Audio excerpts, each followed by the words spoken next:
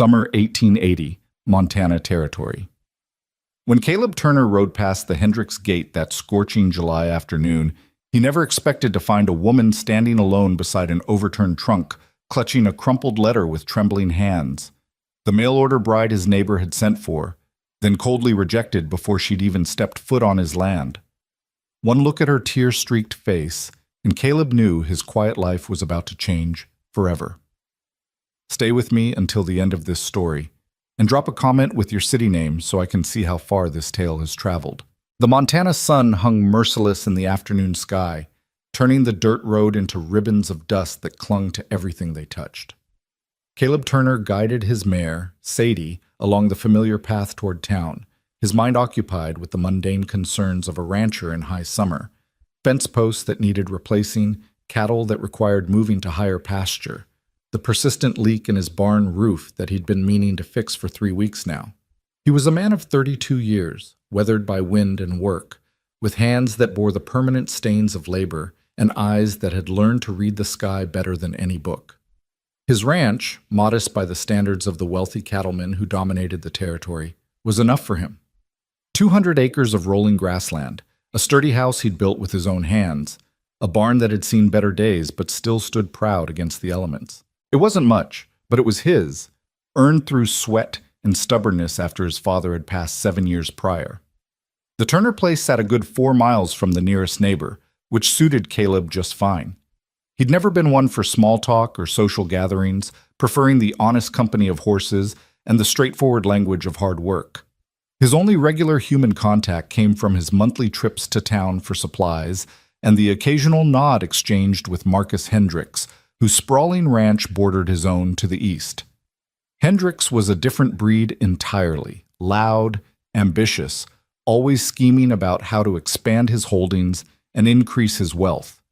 The man had inherited his father's empire and seemed determined to double it before his 40th birthday. Caleb had little use for him, but neighborly courtesy demanded a certain level of civility, so they maintained a cordial if distant relationship.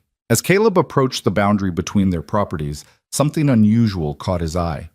At the entrance to the Hendricks Ranch, where the elaborate wooden gate bore the brand of the Double H in carved letters, a wagon stood motionless in the glaring sun.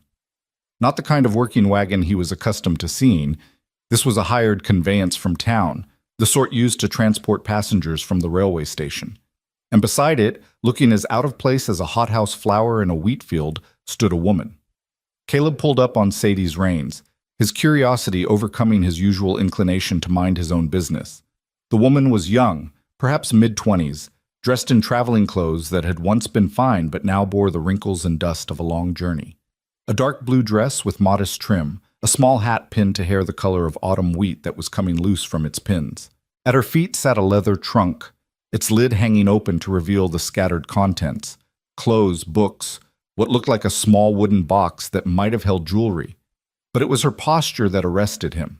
She stood with her spine rigid, one hand pressed against her mouth, the other clutching a piece of paper so tightly her knuckles had gone white. Even from a distance, Caleb could see the tremor in her shoulders, the way she fought to hold herself together against some invisible weight. The wagon driver, a grizzled man Caleb recognized as Tom Whitley, who ran passengers between the train depot and various ranches, sat hunched on his seat with the uncomfortable air of a man who desperately wanted to be anywhere else. His horses stamped and swished their tails against the flies, equally impatient to depart.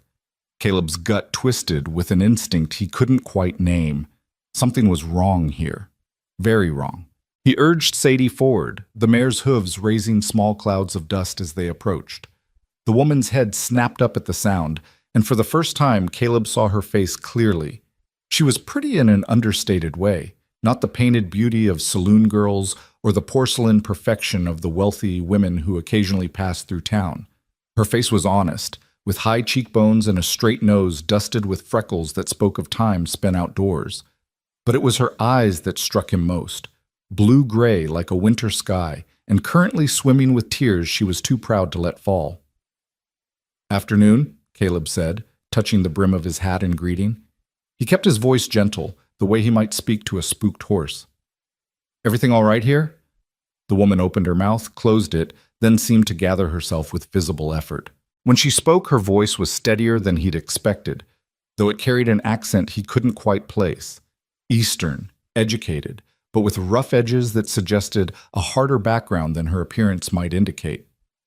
"I'm afraid there's been a misunderstanding," she said, and even in those few words, Caleb could hear the careful control, the way she was holding back a torrent of emotion through sheer force of will.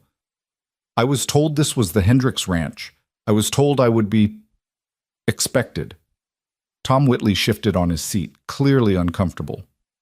"This is the Hendricks place, miss. I brought you right where you paid to go. But Mr. Hendricks, he came out about 20 minutes ago, took one look, and went back inside. Told me to take you back to town." The driver's weathered face creased with sympathy. "I'm real sorry, miss, but I got other folks expecting me. I can't wait around much longer." The woman's jaw tightened almost imperceptibly. She looked down at the paper in her hand, and Caleb saw her throat work as she swallowed hard. "I understand," she said quietly. Could you give me just a moment?" Something in Caleb's chest tightened. The pieces were falling into place now, painting a picture that made his hands curl into fists. He'd heard rumors over the past few months that Marcus Hendricks had sent away for a mail-order bride, a solution Hendricks had apparently declared at the saloon to his need for someone to manage his household and eventually produce heirs. Caleb had thought it distasteful then. The idea of ordering a woman like you might order a piece of furniture from a catalog. But this was cruelty of a different order entirely. "Ma'am," Caleb said, dismounting from Sadie with a fluid motion born of decades in the saddle. He approached slowly, keeping his movements unthreatening. "I'm Caleb Turner. My ranch borders this one. Can I ask, are you the woman Hendricks sent for?" Her chin came up, and he saw a flash of defiance in those stormy eyes, despite the tears threatening to spill over. "Clara Whitfield. And yes, I am. Or I was supposed to be." She laughed, a bitter sound that had nothing to do with humor. "We corresponded for 4 months. He sent money for my passage from Boston, described his ranch, his life, his hopes for the future. He seemed—" She stopped, shaking her head. "It doesn't matter what he seemed." "What happened?" Caleb asked, though he suspected he already knew. Clara held out the crumpled paper in her hand. After a moment's hesitation, Caleb took it, smoothing out the wrinkles to read the harsh scrawl written there. "Miss Whitfield. I cannot in good conscience proceed with our arrangement. Your appearance does not match the expectations set by your photograph, and I have reason to believe you were not entirely truthful in your correspondence. I will arrange for your return passage to Boston, but I cannot offer you a place in my home. I wish you well in your future endeavors. M. Hendricks." Caleb read it twice, his anger building with each word. The arrogance of it, the casual dismissal, as if this woman were nothing more than a disappointing purchase to be returned to the store. He looked up at Clara, who was watching him with a mixture of embarrassment and defiance. "I was truthful," she said, her voice low but fierce. "Every word I wrote was the truth. The photograph was 2 years old, yes, but it was me. I've lost weight since then. Times have been hard, but I never lied about who I was or where I came from." "I don't doubt it," Caleb said, and he was surprised by the vehemence in his own voice. He handed the letter back to her, resisting the urge to tear it to pieces. "Hendricks is a fool." "Folks," Tom Whitley called down from his perch, his voice apologetic but firm. "I really do need to be moving along. Miss, I can take you back to town, but I need to leave now. The hotel can put you up for the night, and we can sort out your train ticket back east in the morning." Claire's composure finally cracked. Her hand flew to her mouth and a sound escaped her, half sob, half laugh. "The hotel," she repeated. "Yes, of course. The hotel." She turned to her trunk, kneeling beside it to begin gathering the scattered contents with shaking hands. "I'm sorry. I'm so sorry for the trouble." Caleb watched her try to fold a dress that had come loose, watched her hands fumble with the simple task, watched a tear finally escape and track down her cheek. Something inside him, some long-dormant sense of rightness and justice, made a decision before his rational mind could intervene. "Wait," he said. Clara looked up at him, hope and fear warring in her expression. "How much money do you have?" Caleb asked bluntly. She blinked, clearly taken aback by the question. Mr. Hendricks sent funds for the journey, but those are nearly exhausted. I have perhaps $3 left to my name. Family back east? A shadow crossed her face. No, no family. Job prospects, friends, anywhere to go? Each question seemed to strip away another layer of her composure. No, she whispered. I worked as a seamstress in a factory until it closed. That's why I answered Mr. Hendricks's advertisement. I had nothing left in Boston, nothing but debts and a room I couldn't afford. She laughed again, that same bitter sound. I suppose I'll have to go back anyway and figure something out. Caleb had never considered himself an impulsive man.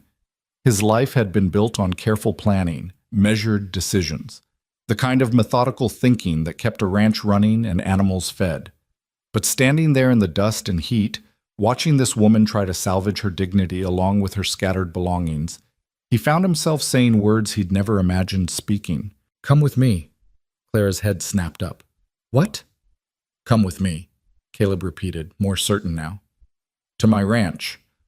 I have a spare room. It's nothing fancy, but it's clean and private. You can stay there while you figure out what comes next. No obligations, no expectations, just a roof over your head and time to think. I couldn't possibly, Clara began, but Caleb held up a hand. You could, and you should. Look, I know we're strangers. I know you have no reason to trust me, but you can ask anyone in town. Caleb Turner is a man of his word. I'm offering you a place to stay, nothing more. You keep to yourself if you want, or you help out around the ranch if you prefer. Either way, it's better than burning your last $3 on a hotel room and facing down a trip back east with empty pockets. Tom Whitley was watching this exchange with frank interest, his earlier impatience forgotten. Clara looked between the two men, her mind clearly racing through possibilities and dangers. Why would you do this? She asked finally. You don't know me. Caleb considered the question. Why indeed? He barely understood it himself. But as he looked at her, at the pride in her spine despite the tears on her cheeks, at the strength it must have taken to travel halfway across the country to start a new life, at the courage required to remain standing when that new life had just been crushed before it could begin, he found his answer. Because it's the right thing to do, he said simply. Because Hendricks did you wrong, and somebody ought to make it right. And because, he paused, choosing his words carefully, because nobody should be left standing alone at a gate with nowhere to go. The silence stretched between them, broken only by the stamping of horses and the distant call of a crow. Clara studied his face, and Caleb had the uncomfortable sensation of being thoroughly examined, weighed, and measured by those keen eyes. Finally, she spoke. If I accept it's only temporary, until I can find work, earn enough for passage somewhere, make my own way. I won't be a burden on your charity. Fair enough, Caleb agreed. And I'll work for my keep. I'm a good cook, and I can sew, clean, tend animals. I grew up on a small farm before, She stopped herself. I'm not afraid of hard work. I never thought you were. Clara took a deep breath, seemed to make up her mind, and nodded. Then I accept your offer, Mr. Turner. With gratitude. Caleb, he corrected, if you're going to be staying at my ranch, even temporarily, we might as well be on first-name terms. Clara, she replied, and for the first time since he'd arrived, something like a real smile flickered across her face. It transformed her entirely, chasing away the shadows and revealing a warmth that had been buried beneath fear and humiliation. Tom Whitley cleared his throat. Well, if that's settled, I'll be on my way. Miss Whitfield, Clara, you sure about this? Clara looked at Caleb one more time, then nodded firmly. I'm sure. All right then. Good luck to you both. The driver tipped his hat and clucked to his horses, the wagon lurching into motion and leaving them in a fresh cloud of dust. Caleb moved to help Clara repack her trunk, kneeling beside her in the dirt. Up close, he could see the quality of her belongings, not expensive, but well-made and carefully maintained. Several dresses, all modest and practical. A few books, their spines cracked from repeated reading. A hairbrush with a simple wooden handle. A photograph in a tarnished frame showing a younger Clara with two people who must have been her parents, all three smiling at something outside the frame.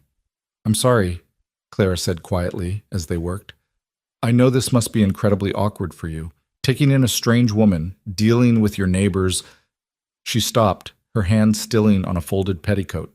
You'll probably face gossip because of this. Caleb shrugged, closing the trunk's lid and latching it securely. Let them talk. Anyone who knows me knows I'm not the type to... He paused, searching for delicate phrasing. I'm offering you a safe place, Clara. Nothing more. Your reputation is your own, and I'll do nothing to compromise it. Thank you, she whispered. Together they secured the trunk to Sadie's saddle. The mare was strong enough to bear the extra weight for the relatively short journey to his ranch. Clara would have to walk, but she nodded when he explained this, gathering her skirts with practical efficiency. As they started down the road, leaving the ornate gates of the Hendricks ranch behind, Caleb found himself acutely aware of the woman walking beside him. She moved with her head high despite everything, her step steady even though she must be exhausted from travel and emotional turmoil. There was steel in her spine, he realized. Whatever had brought her to this point, whatever hardships she'd faced, they hadn't broken her. How long were you standing at that gate? He asked after they'd walked in silence for a few minutes. About an hour, Clara said. Mr. Hendricks came out shortly after the wagon arrived. He looked at me for perhaps 30 seconds, handed me that letter, and went back inside without another word. Tom offered to take me back to town right away, but She trailed off, looking embarrassed. I kept thinking there must be some mistake, that surely he would come back out, explain that there was a misunderstanding. It seemed impossible that someone could be so cruel. Caleb's jaw tightened. Marcus Hendricks is many things, but kind ain't one of them. If it's any consolation, you dodged a bullet. Marriage to that man would have been a misery. And yet I agreed to it, Clara pointed out. What does that say about my judgment? It says you were desperate enough to take a chance on something that looked like hope, Caleb replied. Can't fault anyone for that. They continued in companionable quiet, the only sounds the thud of Sadie's hooves, the creak of leather, and the ever-present whisper of wind through the grass. The sun had begun its slow descent toward the western horizon, painting the landscape in shades of gold and amber. This was Caleb's favorite time of day, when the harsh light softened and the world seemed to breathe easier. After another mile, Clara spoke again. Tell me about your ranch. If I'm to stay there, even briefly, I should know what I'm walking into. Caleb considered how to describe the Turner place. It's nothing fancy, he began. House is solidly built, 2 bedrooms, a main room that serves as kitchen and sitting area, and a small study my father used for record keeping. Barn's seen better days, but keeps the animals dry. I've got about 24 cattle, 4 horses, including Sadie here, some chickens, and a goat that showed up one day and refused to leave. Despite everything, Clara laughed. A real laugh this time. A squatter goat? Goes by the name of Gertrude, though I can't take credit for that. That was the name on the tag she was wearing when she appeared. Best I can figure, she wandered off from a homestead that went under and decided my barn was preferable to whatever else was on offer. And you just let her stay? Seemed cruel to kick her out. She earns her keep, good milk, and she's better than a dog for warning about coyotes or strangers approaching. As they talked, Caleb found himself relaxing.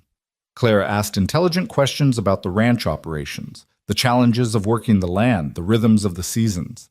She didn't pretend to know more than she did, but she clearly had actual experience with farm life, as she'd claimed. When he mentioned the difficulty of keeping predators away from the chickens, she suggested a design for a more secure co-op that showed genuine understanding of the problem. You really did grow up on a farm, he observed. Clara nodded. My father worked a small plot in western Massachusetts.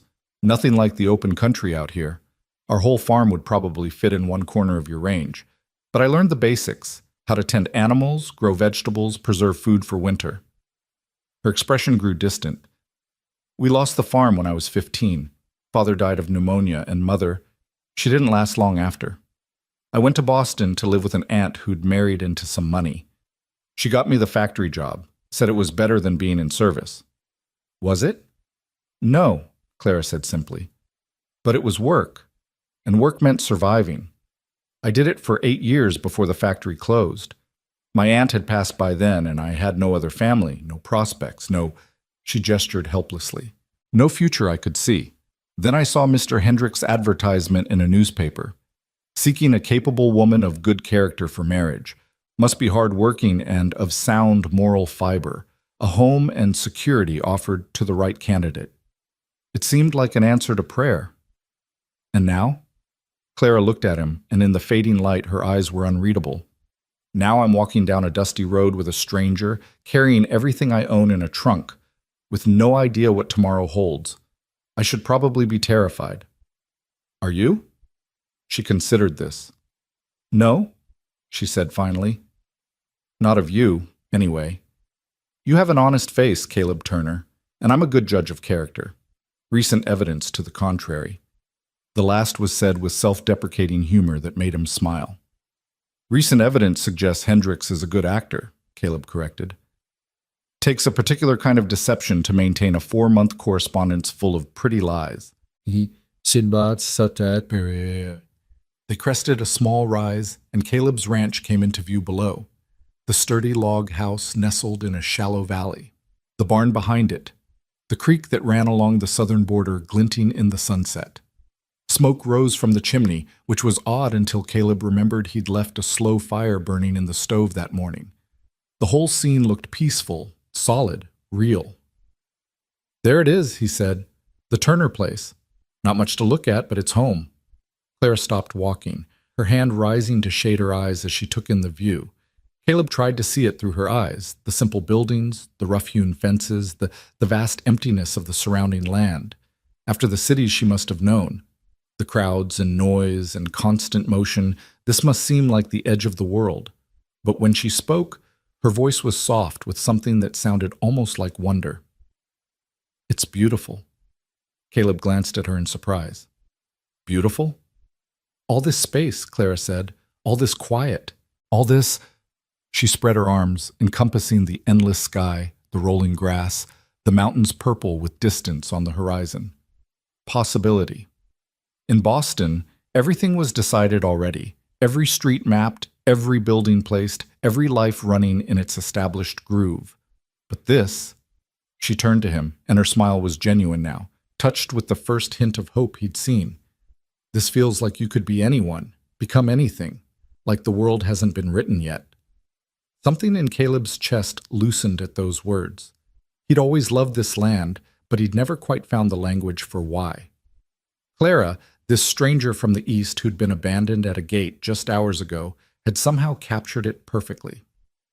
"Come on," he said gruffly, to cover the unexpected emotion. "Let's get you settled before the sun goes down completely." They descended into the valley, Sadie following placidly behind. As they approached the house, Caleb noticed details he usually overlooked. The weeds growing up around the porch posts, the shutter that hung slightly crooked, the general air of masculine neglect that came from a man who lived alone and prioritized function over form. "It's a bit rough around the edges," he apologized as he tied Sadie to the hitching post. "I don't usually have company." "It's fine," Clara assured him, but he caught her eyeing the cluttered porch with an expression that suggested she was mentally cataloging work to be done. Caleb unloaded her trunk, carrying it up the steps with a grunt of effort. It was heavier than it looked. He pushed open the front door, which he rarely bothered locking, and led her inside. The main room was exactly as he'd left it that morning. Breakfast dishes still on the table, his coat thrown over the back of a chair, a saddle he'd been repairing occupying one corner. Books and papers covered every available surface, and dust motes danced in the shaft of sunset light pouring through the western window. The air smelled of wood smoke, coffee, and the general mustiness of a house that needed more airing out than it got. Caleb watched Clara take it all in, feeling suddenly self-conscious. How long had it been since anyone other than himself had stood in this room? Years, certainly. And now here was this refined Eastern woman looking at his bachelor's chaos with unreadable eyes. "I know it's not much," he started, but Clara interrupted him. "It's warm," she said simply. "It's shelter. It's more than I had an hour ago." She set down the small bag she'd been carrying and turned to face him squarely. "Thank you, Caleb, truly. You didn't have to do this, and I won't forget it." Caleb cleared his throat, uncomfortable with gratitude. "Yeah, well, let me show you your room, then I'll see about getting some supper together." He led her through the main room to one of the 2 bedrooms, the smaller one that had been his father's before his death. It held a simple bed with a wooden frame, a dresser with a cracked mirror, a small table with an oil lamp, and a chair by the window. Clean but spare, the room showed no signs of recent habitation. "It's not fancy," Caleb said again, setting her trunk at the foot of the bed. "But the roof doesn't leak, and you'll have privacy. I'll be in the other bedroom, and I'll make sure to knock if I need anything. Door has a lock on the inside if that makes you more comfortable." Clara moved to the window, looking out at the barn and the hills beyond. "It's perfect," she said quietly. Then, turning to face him, "I meant what I said earlier. I'll work for my keep. Tomorrow morning, I'll start earning my place here." "Tomorrow morning, you'll rest," Caleb countered. "You've had a hell of a day. Work can wait." Rest is a luxury I can't afford right now, Clara said, but there was no heat in it. She looked exhausted, now that he really looked at her.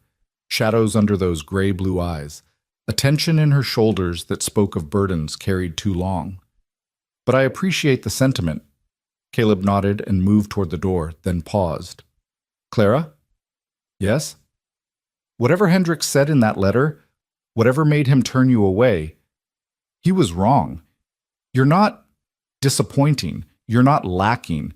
He's the one who's deficient, in character if nothing else. I don't want you thinking otherwise." For a moment, Clara looked like she might cry again, but instead she straightened her shoulders and gave him a small, genuine smile. "Thank you, Caleb. I think I needed to hear that." He left her to settle in, closing the door softly behind him. Back in the main room, he stood for a moment, looking at the familiar space and wondering what in the hell he'd just done. 24 hours ago, his life had been simple, predictable, solitary.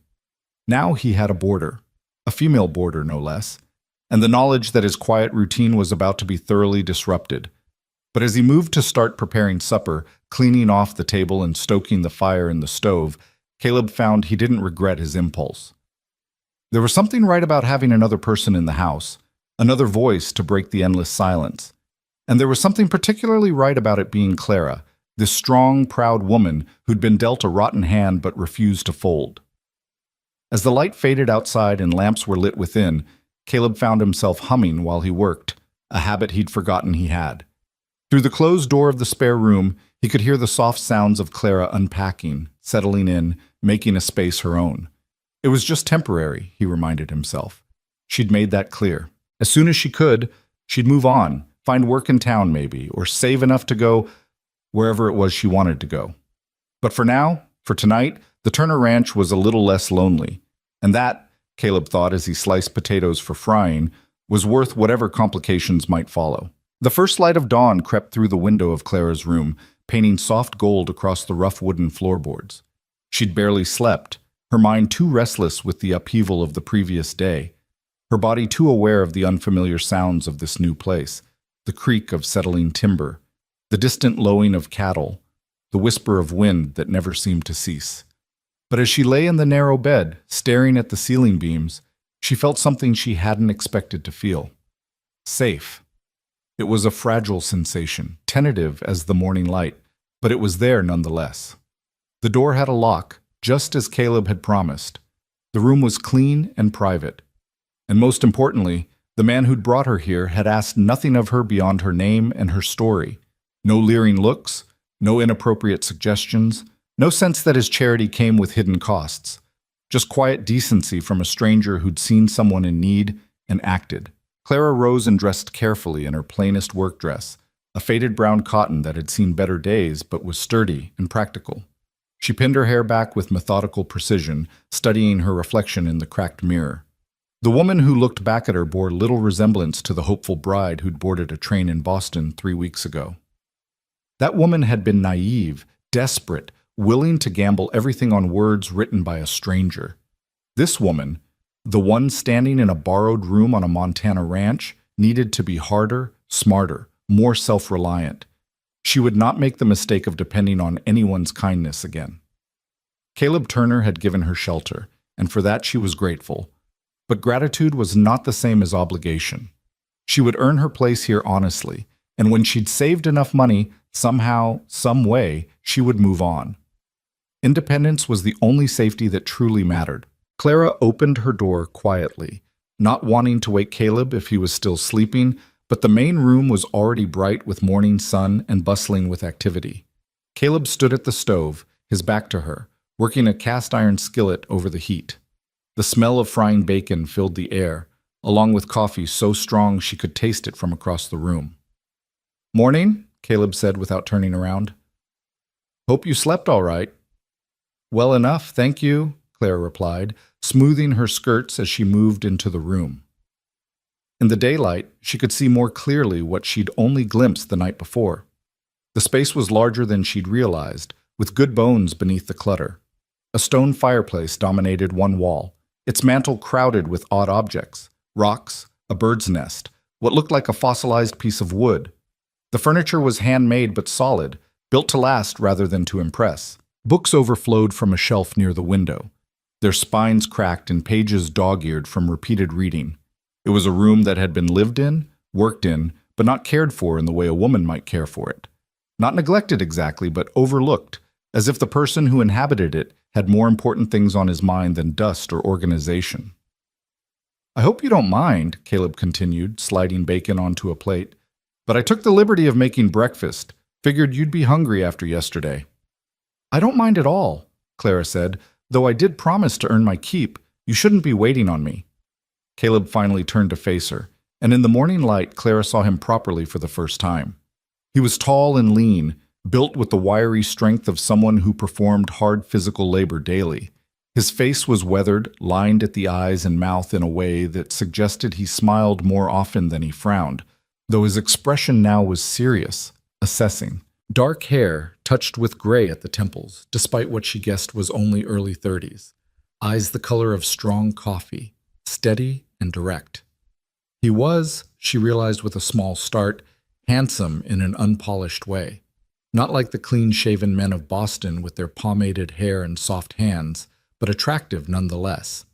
The thought made her uncomfortable, so she pushed it aside firmly.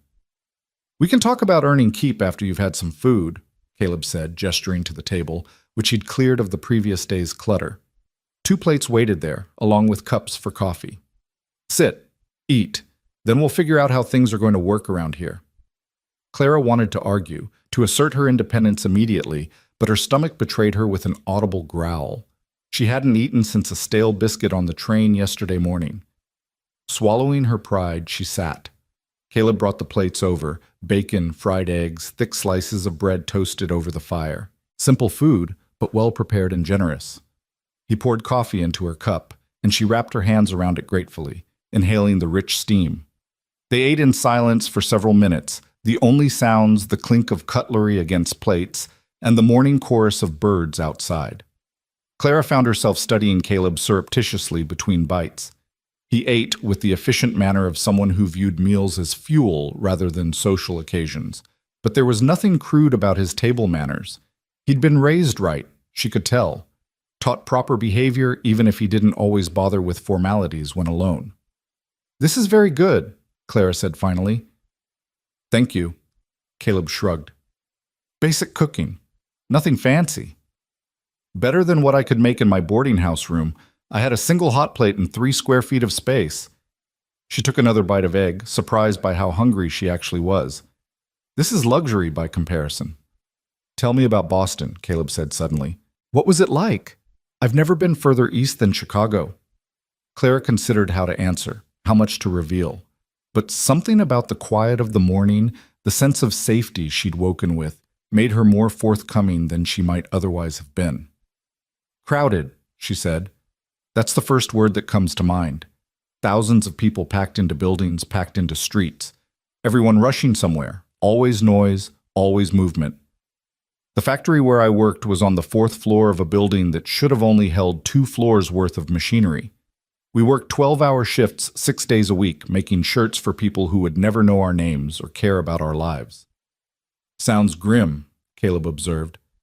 "It was," Clara agreed, "but it was also alive, in a way.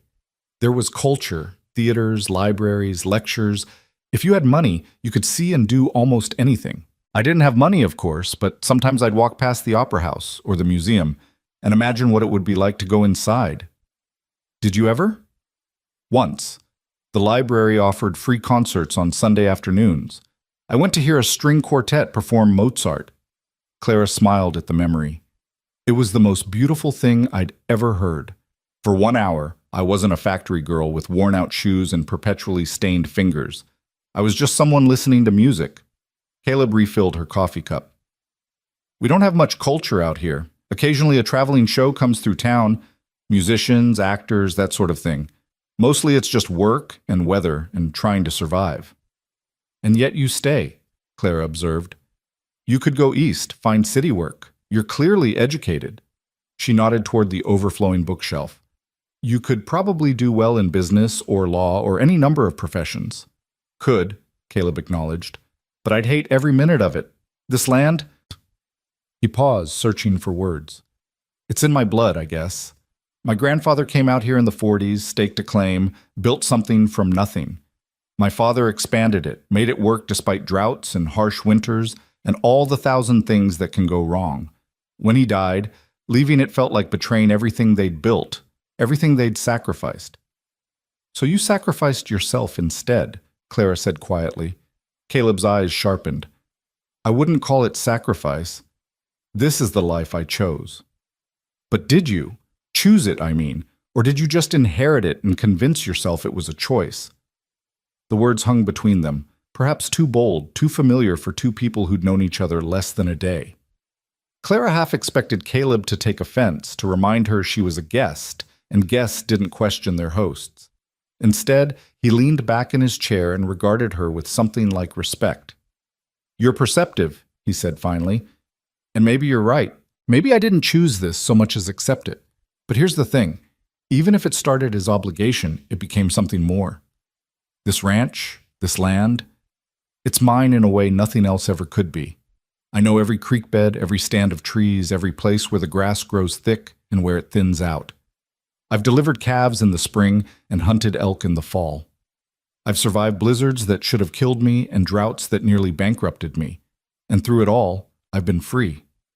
Free, Clara repeated, tasting the word. Is anyone truly free? Freer than most, Caleb countered. I answer to no boss, keep no schedule, but the one nature sets.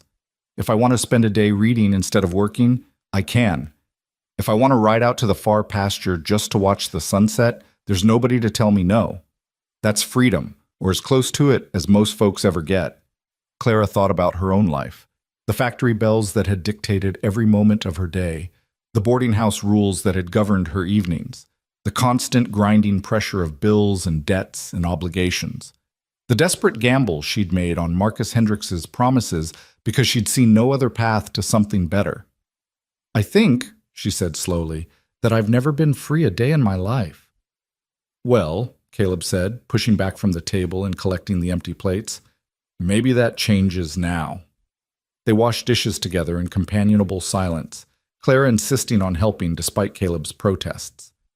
The routine felt oddly natural, as if they'd performed this domestic dance many times before. When the last plate was dried and put away, Caleb turned to her with a more businesslike expression. Right. So, about the arrangement. I meant what I said yesterday. You're welcome to stay as long as you need, but I understand you wanting to contribute. Here's what I'm thinking. You handle the cooking and general housekeeping. I can cook enough to keep from starving, but I'll be the first to admit this place could use a woman's touch. He gestured at the cluttered room. In exchange, you get room and board. No questions asked. When you're ready to move on, you move on. No hard feelings, no obligations beyond the day-to-day. That's too generous, Clara protested. Cooking and cleaning aren't enough to justify... There's more, Caleb interrupted. If you're willing, I could use help with the animals, feeding chickens, collecting eggs, milking Gertrude. Basic ranch work, nothing too strenuous. And if you meant what you said about being good with a needle, I've got about a dozen shirts that need mending and pants with holes in places I'd rather not discuss. Despite herself, Clara smiled. I can manage all of that, but it still seems like you're getting the short end of the arrangement. Let me be the judge of that, Caleb said firmly. Look, Clara, I'm not doing this out of pure charity. Truth is, having help around here will make my life easier, and having someone to talk to... He trailed off, looking slightly embarrassed. Well, it's been a long time since I had regular conversation. Gets lonely out here sometimes. The admission surprised her with its honesty. Most men she'd known would rather die than admit to loneliness, viewing it as a weakness to be hidden rather than a human need to be acknowledged. Then we have an agreement, Clara said, extending her hand formally. Room and board in exchange for household management and basic ranch assistance, for as long as the arrangement suits us both. Caleb shook her hand, his grip firm but careful. Deal. Now, how about I show you around, introduce you to the animals, explain the daily routine, all that?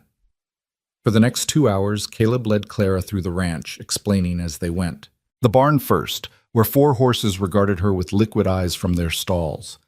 There was Sadie, the steady mare who'd carried Clara's trunk yesterday, a gelding named Charlie, who Caleb used for herding cattle, and 2 younger horses still in training, siblings named Jack and Jill, with matching white blazes on their foreheads. Can you ride? Caleb asked as Clara stroked Sadie's velvet nose. I could once, years ago. I'm probably rusty. We'll fix that if you're interested. Being able to ride makes everything easier out here. Distances are too great for walking everywhere. They moved on to the chicken coop where a dozen hens scratched and pecked at the dirt. Caleb explained the feeding schedule, showed her where the grain was kept, demonstrated how to check for eggs without getting pecked by the more aggressive birds. That one's Henrietta, he said, pointing to a particularly large brown hen. She's the boss of the flock and she knows it. Don't let her bully you. She'll take advantage if you show any fear. As if to prove the point, Henrietta fixed Clara with a beady eye and made a low, threatening sound in her throat. I face down factory foreman, Clara told the hen calmly. You don't scare me.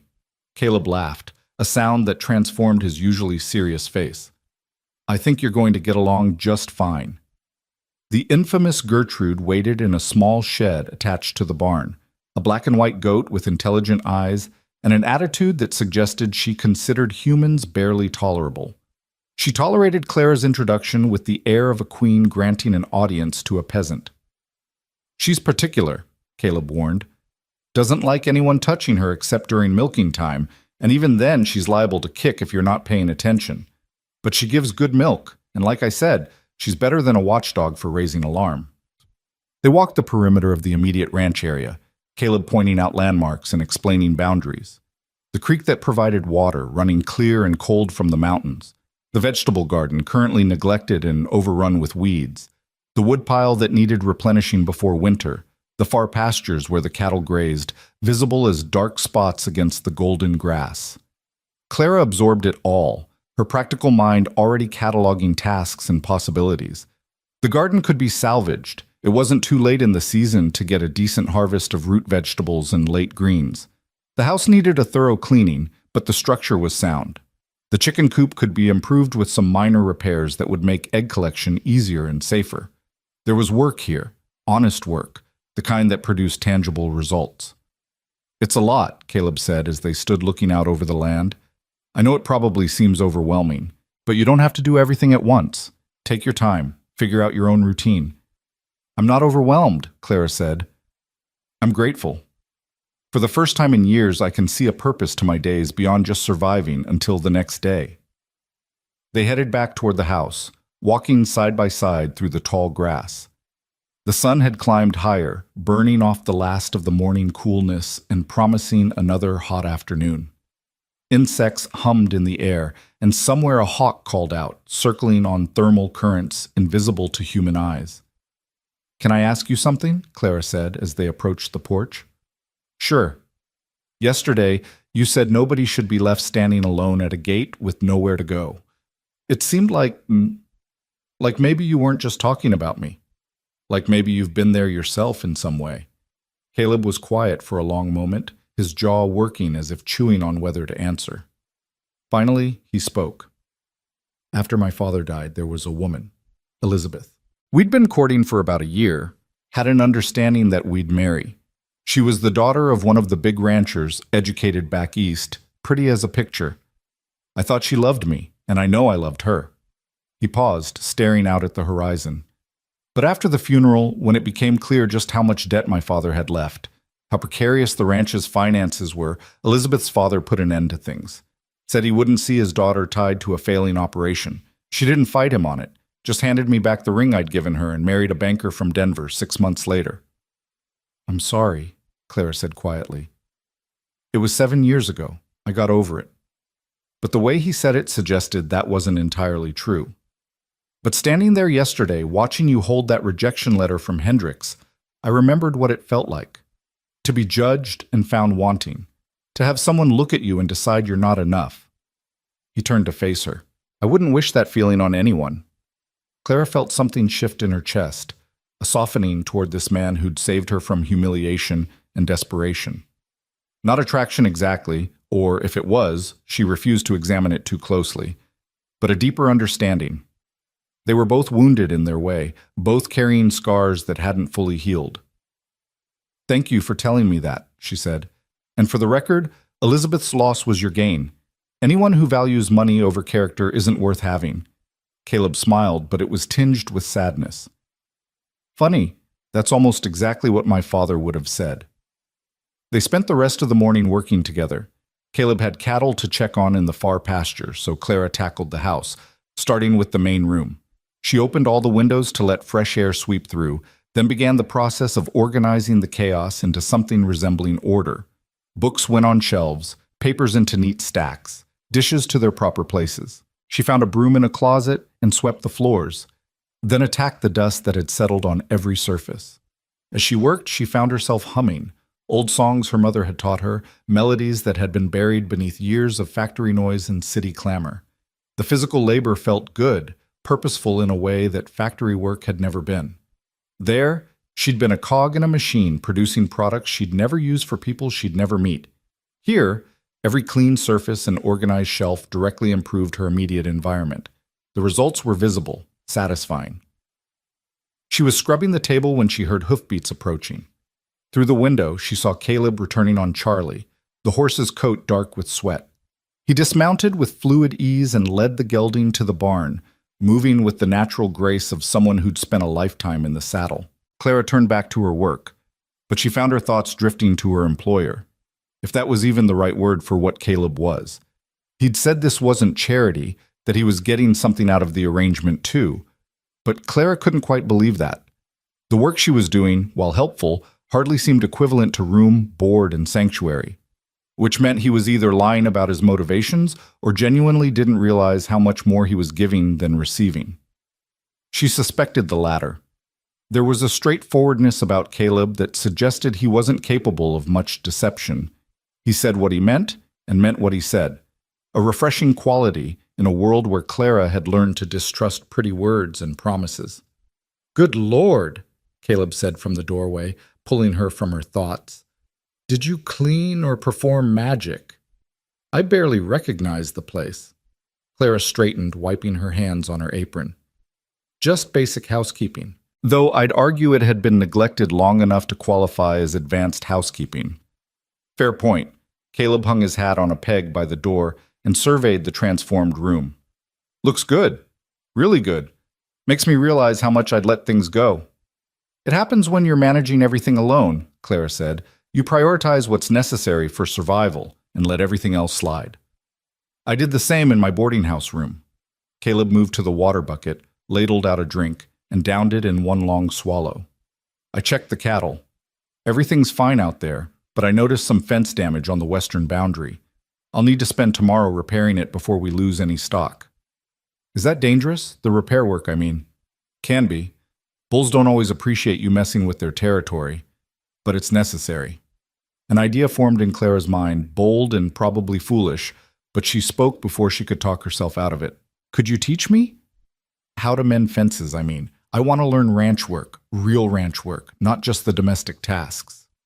Caleb raised his eyebrows. "It's hard labor, hot, dirty, and sometimes dangerous." So was the factory, except it paid worse and offered no room for advancement. Clara met his gaze steadily. "I'm stronger than I look, and I learn quickly. If I'm going to be here, even temporarily, I might as well learn skills that could be useful elsewhere." "Elsewhere?" Caleb repeated. "You thinking of becoming a rancher?" "I'm thinking of keeping my options open. Who knows? Maybe I'll move on and find work on another ranch. Or maybe I'll end up somewhere that these skills prove useful in ways I can't predict. Point is, I'd rather learn than stay ignorant." Caleb studied her for a long moment, and Clara had the sense she was being tested somehow. Finally, he nodded. "All right. Tomorrow, you come with me to mend fence. But you follow my instructions exactly. especially around the cattle. Agreed? Agreed. Good. Now what's for lunch? All this discussion of hard labor has made me hungry. They ate simple fare: bread, cheese, and apples from a barrel in the cellar that was miraculously still good. Caleb explained the basics of food preservation and storage for the winter months, a topic that led to a broader discussion of seasonal rhythms and the constant planning required to run a successful ranch. You're always thinking 6 months ahead, he explained. What you do in spring affects summer. What you do in summer determines how you survive winter. It's like a giant puzzle that never quite solves because the pieces keep changing. But you like it, Clara observed. The challenge. I do, Caleb admitted, probably more than is healthy. My father used to say I was married to the land. Guess he was right. After lunch, Clara declared her intention to tackle the neglected vegetable garden. Caleb showed her where the tools were kept and gave her a basic primer on what might still be salvageable this late in the season. Potatoes should still be good underground if they were planted early, he said, kneeling beside her in the weed-choked plot. Carrots, too. And you could get a crop of turnips and beets in before the first frost if you plant soon. Tomatoes are probably a lost cause at this point, but there might be some late beans worth harvesting. They worked together in the garden for the next few hours, pulling weeds, loosening soil, uncovering vegetables that had survived beneath the neglect. It was hot, sweaty work that left dirt under Clara's nails and a satisfying ache in her muscles. She found herself enjoying it immensely, the simple physicality of it, the way each cleared row revealed new possibilities. As they worked, they talked. Caleb told stories about the ranch, about his father's stubbornness, and his grandfather's legendary ability to predict weather. Clara shared carefully edited versions of her own history: the farm she'd grown up on, the aunt who'd helped her after her parents died, the years in Boston that she summarized without dwelling on the hardest parts. She didn't tell him about the man at the factory who'd promised to marry her if she'd lend him money for a business venture. Didn't mention how she'd scraped together her meager savings and given it to him, only to watch him disappear with the funds and another girl.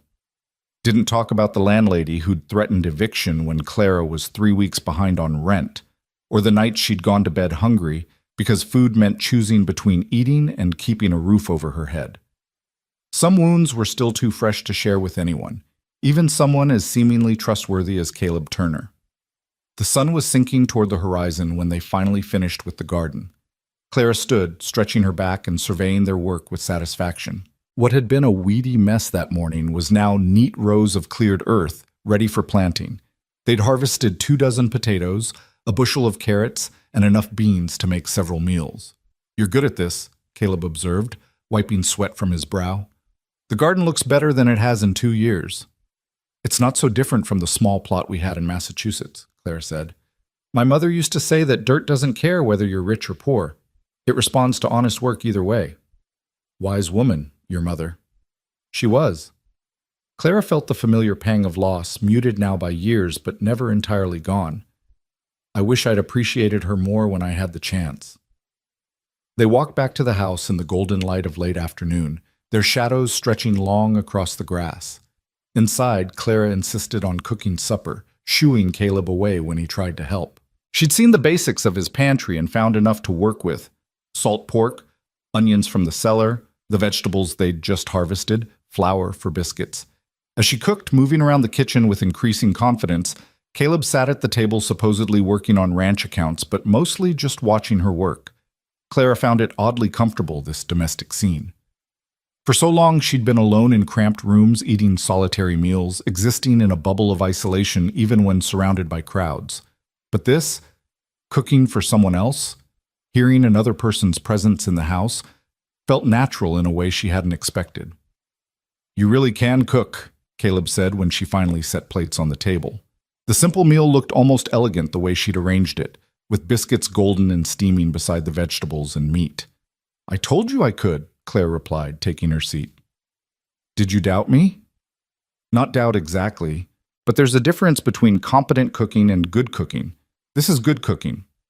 They ate as the last light faded from the sky, talking easily now after a full day of working together. The conversation ranged from practical matters, tasks for the coming days, supplies that needed purchasing in town, to more philosophical topics.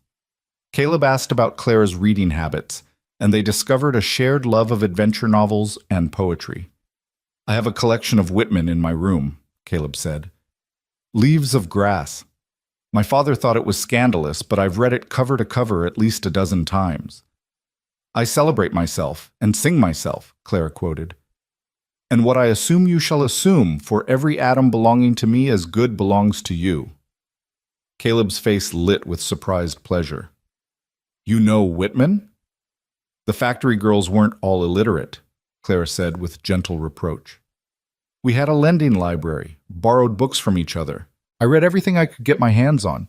Shakespeare, Dickens, Emerson, Thoreau. Books were windows into lives beyond the factory floor. I never meant to suggest, Caleb started, but Clara waved him off. I know. Most people make assumptions about factory workers. It's easier to see us as machines than as people with minds and dreams. They finished the meal and cleaned up together, falling into an easy rhythm that was becoming familiar. As Clara hung the drying cloth on its hook, she realized with a start that this was only her second night at the Turner Ranch. Somehow, it felt like much longer. The sharp edges of yesterday's humiliation and fear had been softened by honest work and genuine companionship. Thank you, she said suddenly. For today. For all of it. Caleb looked up from the table where he was tallying figures in a worn ledger. You did most of the work. I should be thanking you. That's not what I meant. I meant thank you for treating me like a person, not a charity case. For giving me work that matters. For talking to me like an equal. After yesterday, after Hendricks, she paused, choosing her words. I needed to remember that not everyone sees me as disposable. Something shifted in Caleb's expression, a softness that made him look younger. Clara, I don't know what your life was like before you came here, and I won't pry, but I can tell you've been hurt, been undervalued. That ends now.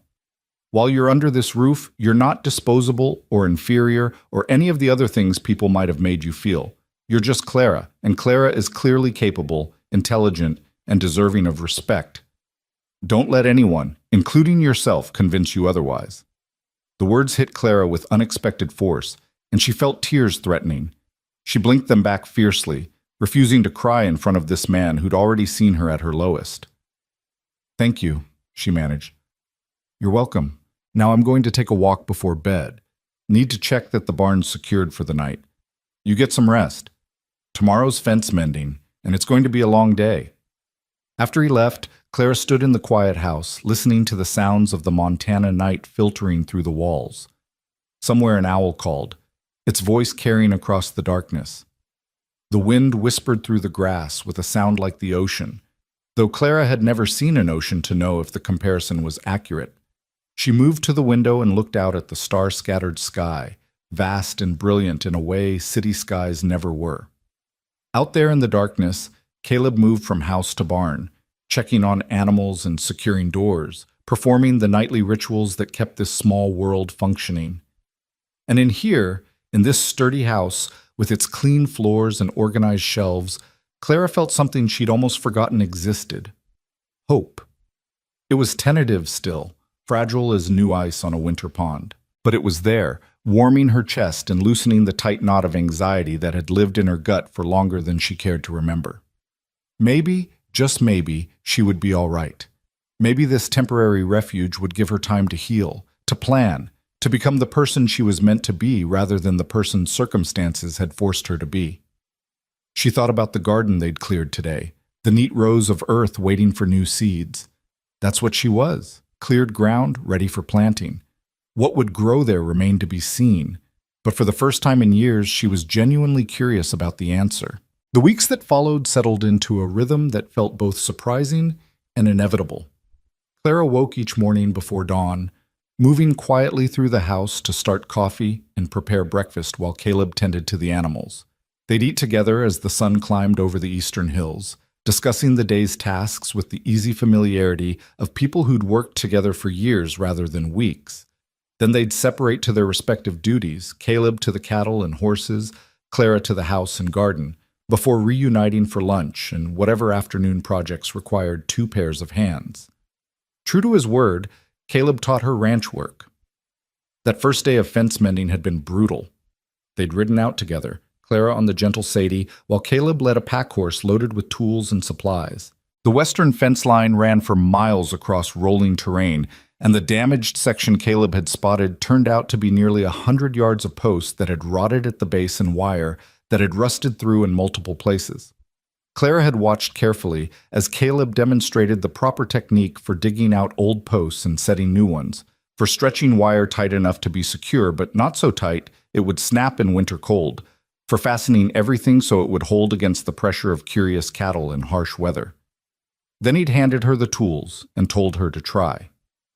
Her first attempt had been clumsy, the post crooked and the wire slack, but Caleb had simply nodded and said, "Again," without criticism or impatience. She'd tried again and again until her hands blistered and her shoulders screamed and the sun beat down on her neck with merciless intensity.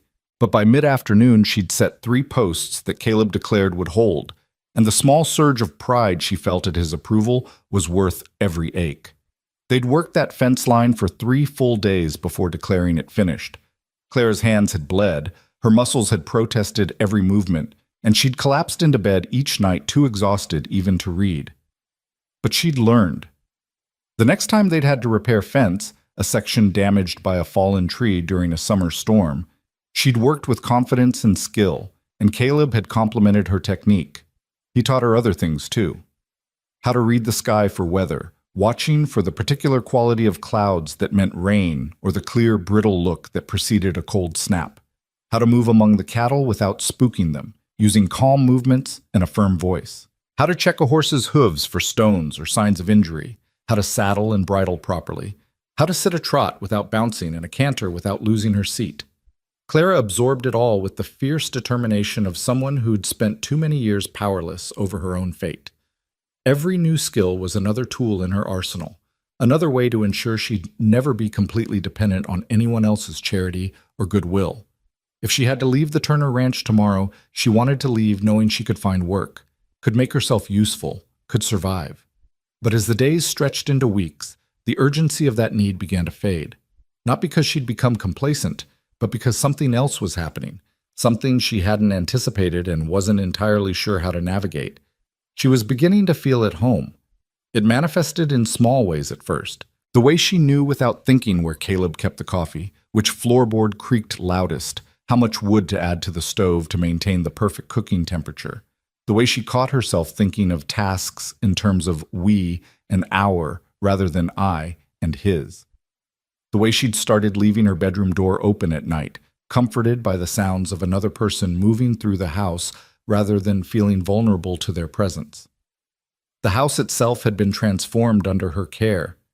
She'd sewn curtains from fabric Caleb had driven her to town to purchase, simple cotton in a pale blue that caught the morning light and made the main room feel larger and airier. She'd organized his chaotic collection of books into some semblance of order, grouping them by subject and author in a way that made finding specific volumes actually possible. She'd scrubbed every surface, mended every piece of clothing that needed it, and established routines for cleaning and maintenance that kept the house from sliding back into bachelor neglect. The garden flourished under her attention. She'd planted late-season vegetables that were now producing bountifully, turnips and beets and hardy greens that would last well into fall. She'd found wild berry bushes along the creek and harvested enough fruit to make preserves, lining them up on a shelf in the cellar with labels written in her neat hand. She'd even coaxed the scraggly rose bush beside the front porch back to life, pruning away dead wood and fertilizing the soil until it produced a handful of deep red blooms that scented the evening air. Caleb had noticed the changes, commenting on them with genuine appreciation that never felt patronizing. He'd taken to bringing her small gifts from his trips to town, a new gardening trowel when he noticed her old one breaking, a book of poetry he thought she'd enjoy, a hair ribbon in a color that matched her eyes. Nothing expensive or inappropriate, just small tokens that said he saw her, noticed her preferences, valued her presence. And Clara, despite her best intentions to remain emotionally detached, found herself looking forward to these gestures more than she cared to admit. Found herself watching for Caleb's return when he rode out to check the far pastures, listening for the sound of his voice calling out to the horses. Found herself noticing details about him she had no business noticing. the way his eyes crinkled when he smiled, the strength in his hands when he helped her lift something heavy, the rare but genuine laugh that transformed his usually serious face. It was dangerous territory, this growing attachment. Clara knew that, reminded herself of it constantly. She'd come to Montana looking for security in the form of marriage to Marcus Hendricks, and that had been a disaster. She'd promised herself she wouldn't make the mistake of depending on a man again, of letting her heart lead her into situations her head knew were risky. Caleb had offered her temporary refuge, nothing more, and reading anything else into his kindness would be foolish at best and devastating at worst. But knowing something intellectually and feeling it emotionally were two different things, Clara was discovering, and her emotions were becoming increasingly difficult to control. The turning point came on a Saturday in late August. Caleb had mentioned the previous evening that he needed to ride into town for supplies and suggested Clara might want to come along. She'd been at the ranch for 6 weeks by then, but hadn't left the property once, content to remain in her small, safe world. The thought of facing townspeople, of answering questions about who she was and why she was staying with Caleb Turner filled her with anxiety she couldn't quite articulate. But Caleb had been so casual about the invitation, so clearly unconcerned about what anyone might think, that Clara had found herself agreeing. She'd need fabric soon if she was going to make herself a new dress. The few she'd brought were wearing thin from daily hard work, and it seemed cowardly to hide indefinitely. They'd set out early, the wagon loaded with eggs and vegetables Clara had prepared to sell or trade. The ride to town took nearly 2 hours, following a road that wound through increasingly populated country. They passed other ranches, some prosperous with painted houses and well-maintained outbuildings, others clearly struggling with sagging fences and overgrown fields. Caleb knew them all, nodding or calling out greetings to the people they passed, introducing Clara simply as my friend Miss Whitfield, who's staying at the ranch. The town itself was larger than Clara had expected, a bustling community of perhaps 300 permanent residents, plus the constant flow of travelers, cowboys, and prospectors passing through. Main Street featured a general store, a hotel, a church, 2 saloons, a bank, a doctor's office, and various other businesses that spoke to a town trying hard to become more than just a frontier outpost. Caleb pulled the wagon up in front of the general store, a substantial building with a false front and large windows displaying an impressive array of goods. I'll handle the business transactions if you want to look around, he offered, climbing down and offering Clara his hand to help her descend. Clara took his hand, feeling the calloused warmth of his palm against hers, and stepped down onto the boardwalk. Immediately, she felt eyes on her, people walking past casting curious glances. A group of women outside the hotel pausing their conversation to stare openly. She raised her chin, refusing to show discomfort. Inside the store, the proprietor, a balding man in his 50s with shrewd eyes and a friendly manner, greeted Caleb warmly. "Turner, haven't seen you in a month. Thought maybe you'd decided to become a hermit permanently." "Just been busy, George. Good harvest this year, lots to keep me occupied," Caleb gestured to Clara. "This is Miss Clara Whitfield. She's staying at my ranch, helping me get the place in order." George's eyebrows rose slightly, but his smile remained professional. "Miss Whitfield, welcome to Helena. I'm George Morrison, and this is my store. If you need anything at all, you just let me know." "Thank you, Mr. Morrison," Clara said, matching his businesslike tone. "I'll need fabric, thread, and some basic sewing supplies if you have them. Over on the left side, 3rd shelf back. My wife keeps that section stocked. She's in the back room right now, but I'll fetch her if you need help with anything." Clara moved through the store, aware of Caleb and George negotiating prices for the eggs and vegetables she'd brought, aware too of other customers who'd entered and were watching her with barely concealed curiosity. She focused on examining fabric, running her hands over different bolts and considering what would be most practical for ranch work. "You're the mail-order bride that Hendricks rejected." The voice came from behind her, female and sharp, with barely concealed glee. Clara turned to find 3 women regarding her with expressions ranging from pity to predatory interest. They were well dressed by frontier standards, their clothes suggesting they were wives of successful men, women with enough leisure time to spend their mornings shopping and gossiping. "I was engaged to Mr. Hendricks." "Yes," Clara said evenly, refusing to give them the satisfaction of seeing her rattled. "The engagement was dissolved by mutual agreement." Mutual agreement, one of the women repeated with a laugh that had nothing kind in it. That's a charitable interpretation. I heard he took one look at you and sent you packing. Margaret, that's unkind, the oldest of the three said, though her tone suggested she was enjoying the confrontation as much as her friend. I'm sure Miss Whitfield, was it? I'm sure Miss Whitfield did her best. Clara felt heat rising in her cheeks but kept her voice steady. If you'll excuse me, ladies, I have shopping to complete. Of course, dear. Though I must say, moving directly from Hendrick's place to Turner's ranch seems rather convenient. I do hope you're not taking advantage of that poor man's kind nature.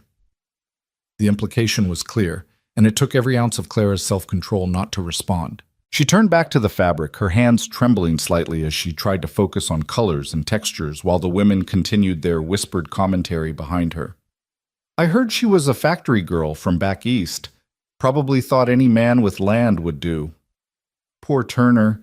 He always was too soft-hearted for his own good. Mark my words, she'll have her hooks in him before winter. Men like that, living alone so long, they're easy prey for a clever woman. Clara's vision blurred with angry tears she refused to let fall. She'd known there would be gossip, had prepared herself for it, but hearing the casual cruelty of these women's judgments was harder than she'd anticipated. Every fear she'd harbored about her situation, every doubt about whether Caleb's generosity would be misinterpreted, was being confirmed in ugly whispers that weren't even trying to be subtle. "Excuse me, ladies." Caleb's voice cut through the women's commentary like a knife. Clara turned to see him standing behind the gossiping trio, his expression pleasant, but his eyes hard as flint. "I couldn't help overhearing your conversation, and I wanted to clear up any misunderstandings." The women had the grace to look uncomfortable. The one called Margaret attempted a smile. "Oh, Mr. Turner, we were just making Miss Whitfield's acquaintance." "By suggesting she's an opportunist taking advantage of me?" Caleb's tone remained conversational, but there was steel underneath. "That's an interesting way to make someone feel welcome." "We meant no offense," the oldest woman said quickly. "We were simply concerned for your reputation." "My reputation is my own concern, Mrs. Whitfield.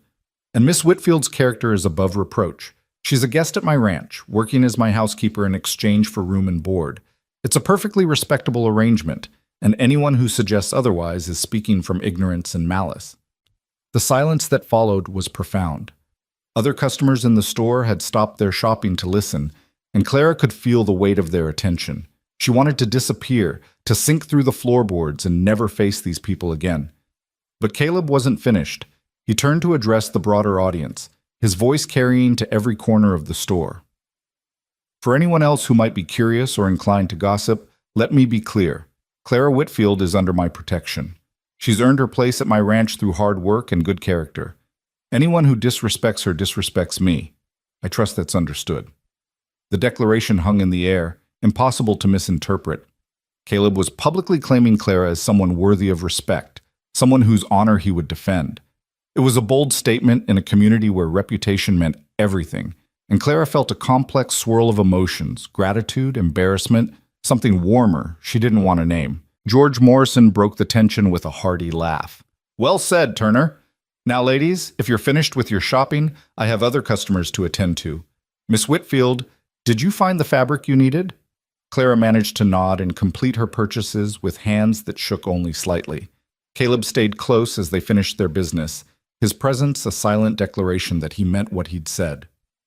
When they finally left the store, Clara was aware of the stares that followed them down the boardwalk, the whispered conversations that started as soon as they passed. "I'm sorry," Caleb said once they were seated in the wagon and heading out of town. "I should have warned you it might be rough. Small towns thrive on gossip, and your situation with Hendricks gave them plenty to talk about." "You didn't have to defend me like that," Clara said quietly.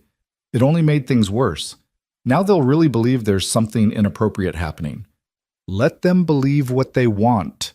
The truth is simpler and less interesting than their gossip." Caleb glanced at her, his expression softening. "You all right?" Clara wanted to say yes, to brush off the incident and prove she was strong enough to handle a few malicious comments, but the words wouldn't come. Instead, she found herself speaking a deeper truth.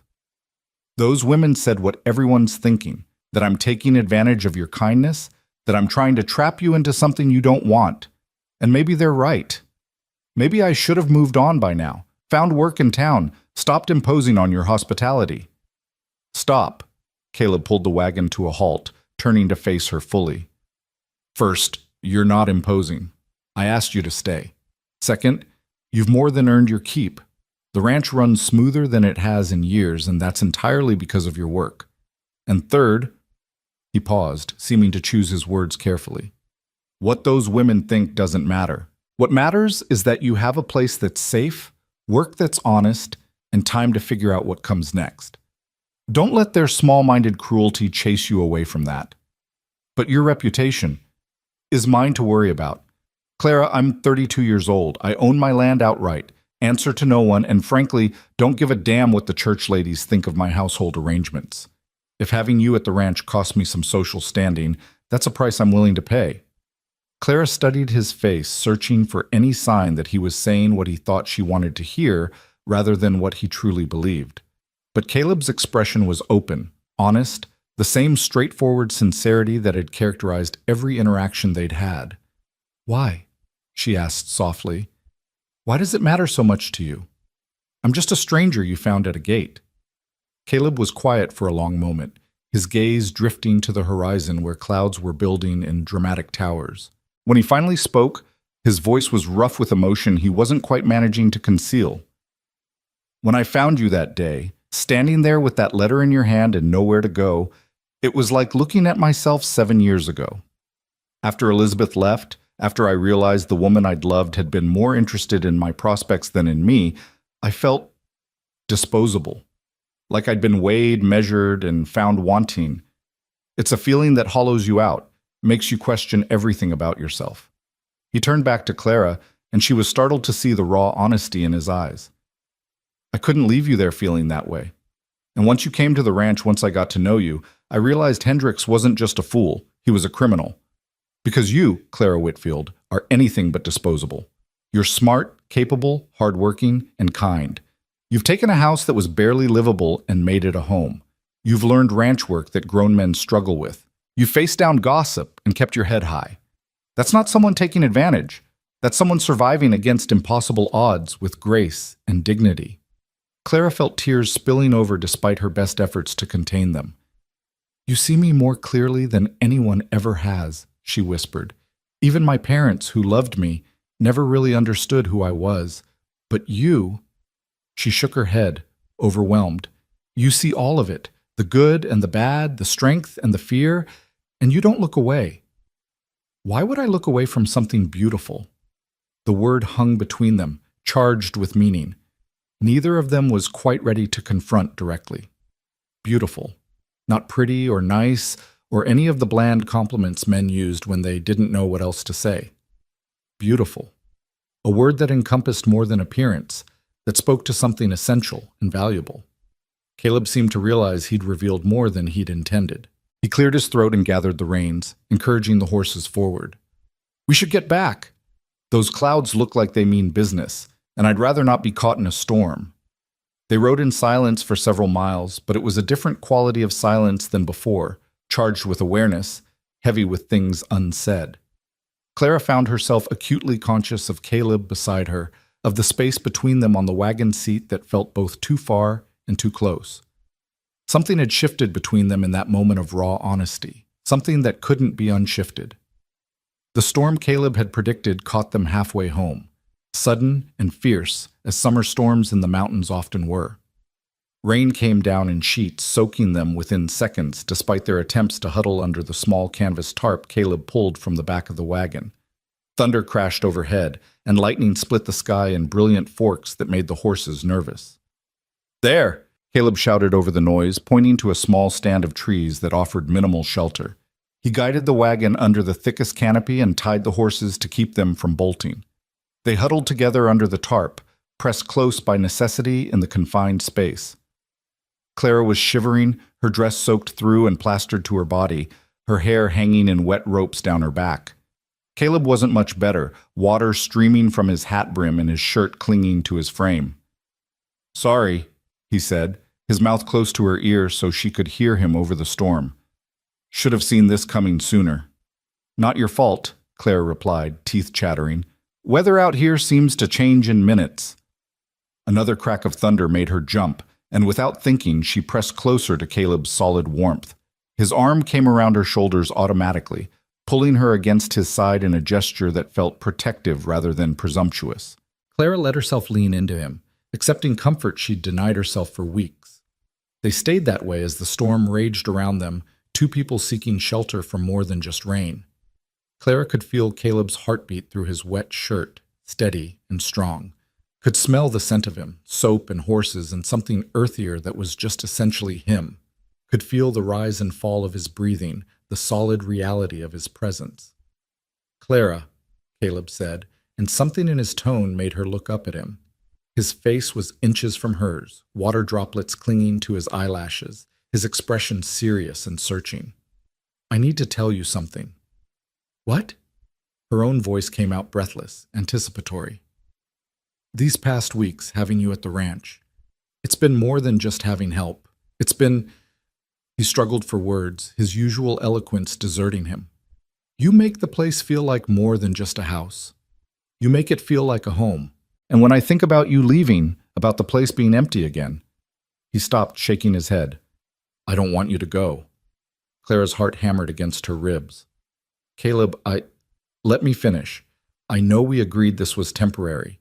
I know you have plans, a life to build that doesn't necessarily include a rundown ranch in Montana.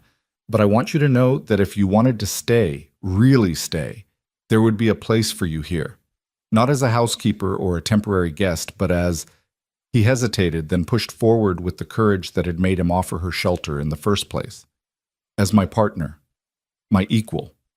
Someone building this life with me instead of just passing through. Clara stared at him, stunned into silence by the declaration. This wasn't a proposal exactly, but it was something more than friendship, more than a business arrangement. It was an offering of something real and lasting, made without pretense or manipulation. I'm not saying you have to decide now, Caleb continued. I'm just saying the option is there. Take whatever time you need, but I wanted you to know how I feel, what I'm hoping for, before you make any decisions about leaving. The rain was starting to slow, the fury of the storm passing as quickly as it had arrived, but Clara barely noticed. All her attention was focused on Caleb, on the vulnerability in his eyes and the hope he was trying not to show too obviously. I don't know what to say, she admitted. I came here expecting nothing, wanting nothing except a few days to figure out my next move. I never imagined... She gestured helplessly, trying to encompass everything, the ranch, the work, the growing feelings she'd been trying to deny. This. You don't have to say anything right now, Caleb assured her. Just think about it. That's all I'm asking. They pulled apart as the rain reduced to a drizzle, both suddenly aware of their closeness and the intimacy of the moment. Caleb busied himself checking the horses, while Clara wrung water from her skirts and tried to organize her chaotic thoughts. The ride home was quiet again, but this time Clara's mind raced with possibilities and fears. Stay. The word echoed in her head with every turn of the wagon wheels. Stay. Build a life here. Let this temporary refuge become something permanent. It was tempting. God, it was so tempting. The work was hard but satisfying. The land was beautiful in a stark, honest way that appealed to something deep in her soul. And Caleb was everything Marcus Hendricks had pretended to be in his letters: kind, honest, hardworking, respectful. A man who saw her as an equal rather than as property or ornament. But Clara had been burned before. She'd trusted Marcus's letters, believed his promises, and traveled halfway across the country only to be discarded like defective merchandise. How could she trust that this was different? How could she be sure she wasn't just trading one form of dependence for another? And yet, whispered a small voice in the back of her mind, wasn't there a difference between choosing to stay and being trapped? Caleb had offered her a choice, had made it clear she could leave any time without judgment or anger. That wasn't control. That was freedom. By the time they reached the ranch, the sun was breaking through the clouds, turning the wet grass into a field of diamonds. Steam rose from the ground in ethereal wisps, and somewhere a meadowlark sang its liquid song. It was beautiful, Clara thought. This place was genuinely, achingly beautiful. They unloaded the wagon in silence, both lost in their own thoughts. Clara took her damp packages inside while Caleb saw to the horses. She changed into dry clothes and hung her wet dress by the fire to dry, moving through familiar routines that felt different now, weighted with new meaning. When Caleb came in, also changed into dry clothes, he found Clara staring out the window at the clearing sky. He moved to stand beside her, keeping a respectful distance but close enough that she could feel his presence. "I meant what I said earlier," he told her quietly. "No pressure, no expectations. Just know that you have a choice, a real choice, about what happens next." Clara turned to look at him, this man who'd saved her from humiliation and given her back her dignity. "Can I ask you something?" "Anything." "Do you—" She paused, gathering courage. "Do you have feelings for me? Real feelings, not just loneliness or convenience?" Caleb met her gaze steadily. "Yes, real feelings. The kind that make me watch for you when I'm working the far pastures, that make me bring you things from town just to see you smile, that make me lie awake at night thinking about conversations we've had and things I want to tell you. I'm falling for you, Clara, have been since that first day when you refused to let those gossiping hens at the gate see you cry." The honesty of it, the raw vulnerability, broke through the last of Clara's defenses. "I'm scared," she admitted. "I'm terrified of trusting again, of believing this is real and having it torn away. But I'm also—" She took a breath.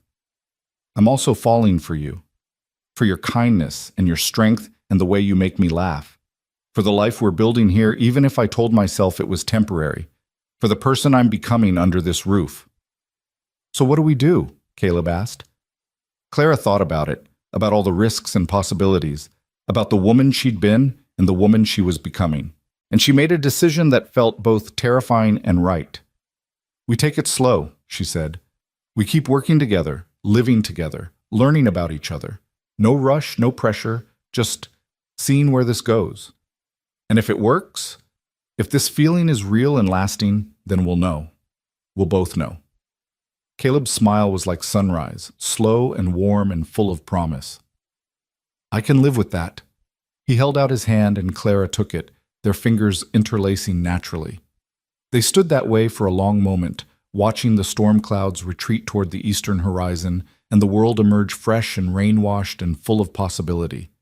Whatever came next, Clara thought, they would face it together, not as rescuer and rescued, not as employer and employee, but as two people building something real from the broken pieces of their separate pasts.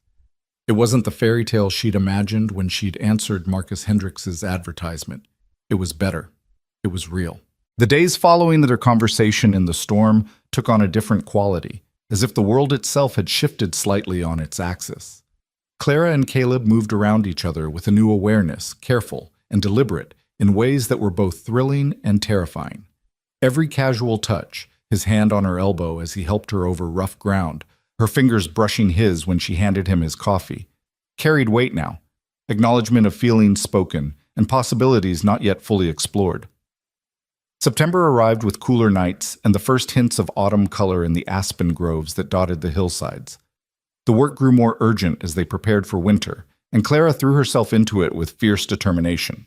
She helped Caleb bring the cattle down from the high summer pastures, learning to ride well enough that she could actually be useful during the long days of herding. She harvested the last of the garden vegetables and spent evenings preserving everything they'd need to survive the cold months, pickles and jams and root vegetables stored carefully in the cellar. In the quiet moments between tasks, they talked, really talked, in ways Clara had never experienced with anyone before. Caleb shared stories about his childhood, about his father's stern but loving guidance, and his mother's death when he was 12. He described the weight of inheriting the ranch at 25. Younger than he'd expected, and the loneliness that had crept in over the years as friends married and moved away or gave up on ranching for easier lives in town. Clara, in turn, found herself revealing truths she'd kept buried for years. She told him about the real circumstances that had driven her west, not just the factory closing, but the debts she'd accumulated trying to help her dying aunt, the landlord who'd made increasingly inappropriate advances when she couldn't pay rent on time, the desperation that had made Marcus Hendricks's cold, business-like letters seem like salvation. She told him about the shame she'd felt standing at that gate, the crushing sense of worthlessness that had threatened to swallow her whole. "I kept thinking I must have done something wrong," she admitted one evening as they sat on the porch watching the sunset. "That maybe if I'd been prettier or more refined, or said the right things in my letters, he would have wanted me.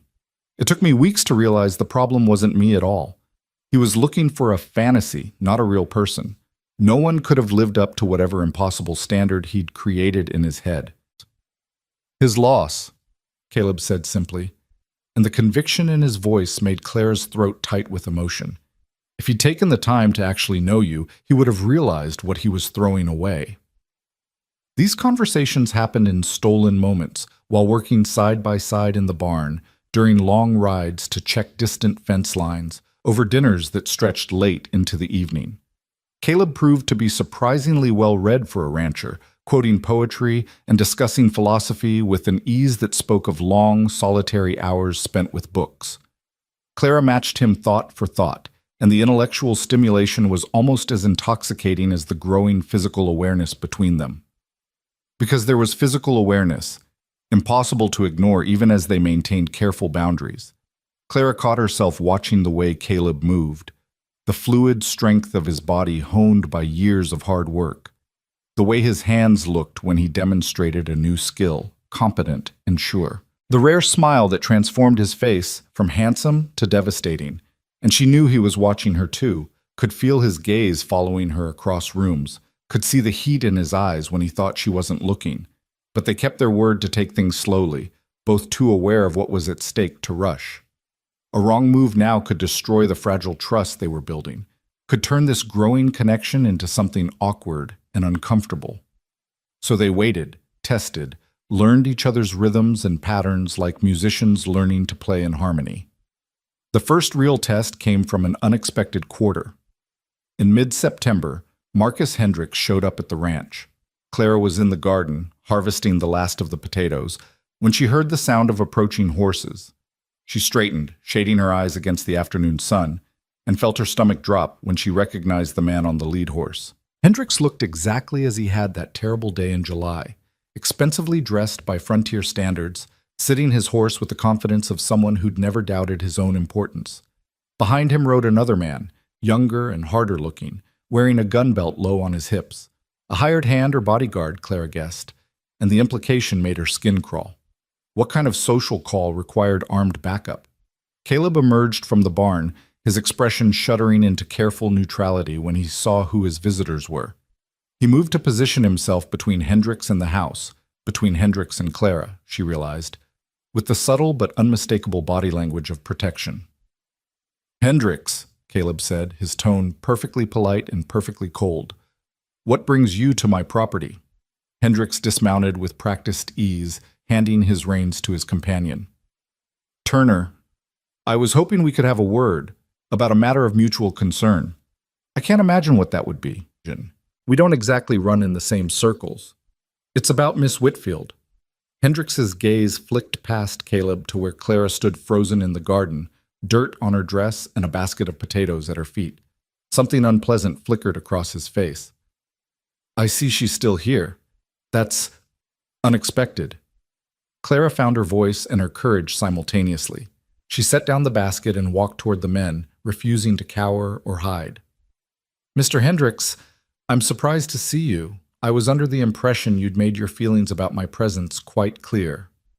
Up close, Hendricks was exactly as she remembered, handsome in a polished, superficial way, with cold eyes that assessed and calculated rather than truly seeing. How had she ever thought she could build a life with this man? "Miss Whitfield," he nodded stiffly. "I've come to make you an offer. A second chance, if you will." The silence that followed was profound. Clara felt Caleb go rigid beside her, tension radiating from him in waves. She herself was too stunned to immediately respond. "A second chance?" she repeated finally, her voice flat with disbelief. "You rejected me at your gate, in front of witnesses, with a letter that questioned my honesty and criticized my appearance. And now you want to offer me a second chance?" Hendricks had the grace to look uncomfortable. "I may have been hasty in my initial assessment. I've given the matter more thought, and I believe we could still make a suitable match.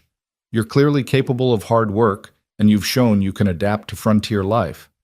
Those are valuable qualities in a wife." "Valuable qualities?" Clara echoed, rage building in her chest like a physical force. "Like I'm livestock you're considering purchasing." "Now see here," Hendricks started, but Caleb cut him off. "Let me make sure I understand this correctly. You humiliated Clara in the worst possible way, left her stranded with nowhere to go, and now, 2 months later, you've decided she might be acceptable after all, and you thought the appropriate response would be to ride onto my property and make this magnanimous offer." Caleb's voice was dangerously quiet. "That's what's happening here? This is between myself and Miss Whitfield," Hendricks said stiffly. "It doesn't concern you, Turner." "Everything concerning Clara concerns me," Caleb replied, and Clara felt a warm rush of gratitude at the possessive certainty in his voice. "She's under my protection, which means you're going to treat her with respect, or you're going to leave. Those are your options." Hendricks' expression hardened. "I've heard the rumors about your arrangement.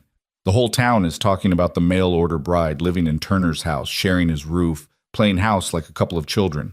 It's scandalous, and it's damaging both your reputations." "Well, let them talk," Clara said, finding her strength.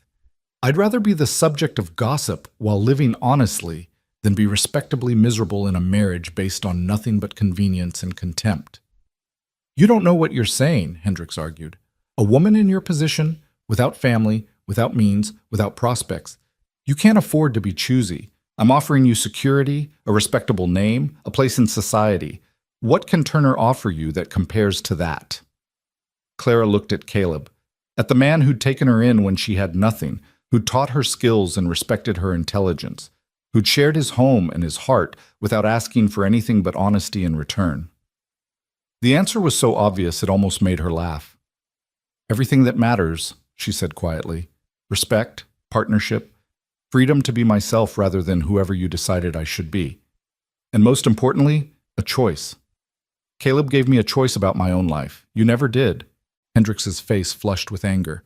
"You're making a mistake. Turner's ranch is barely profitable. One bad winter could wipe him out. And what then?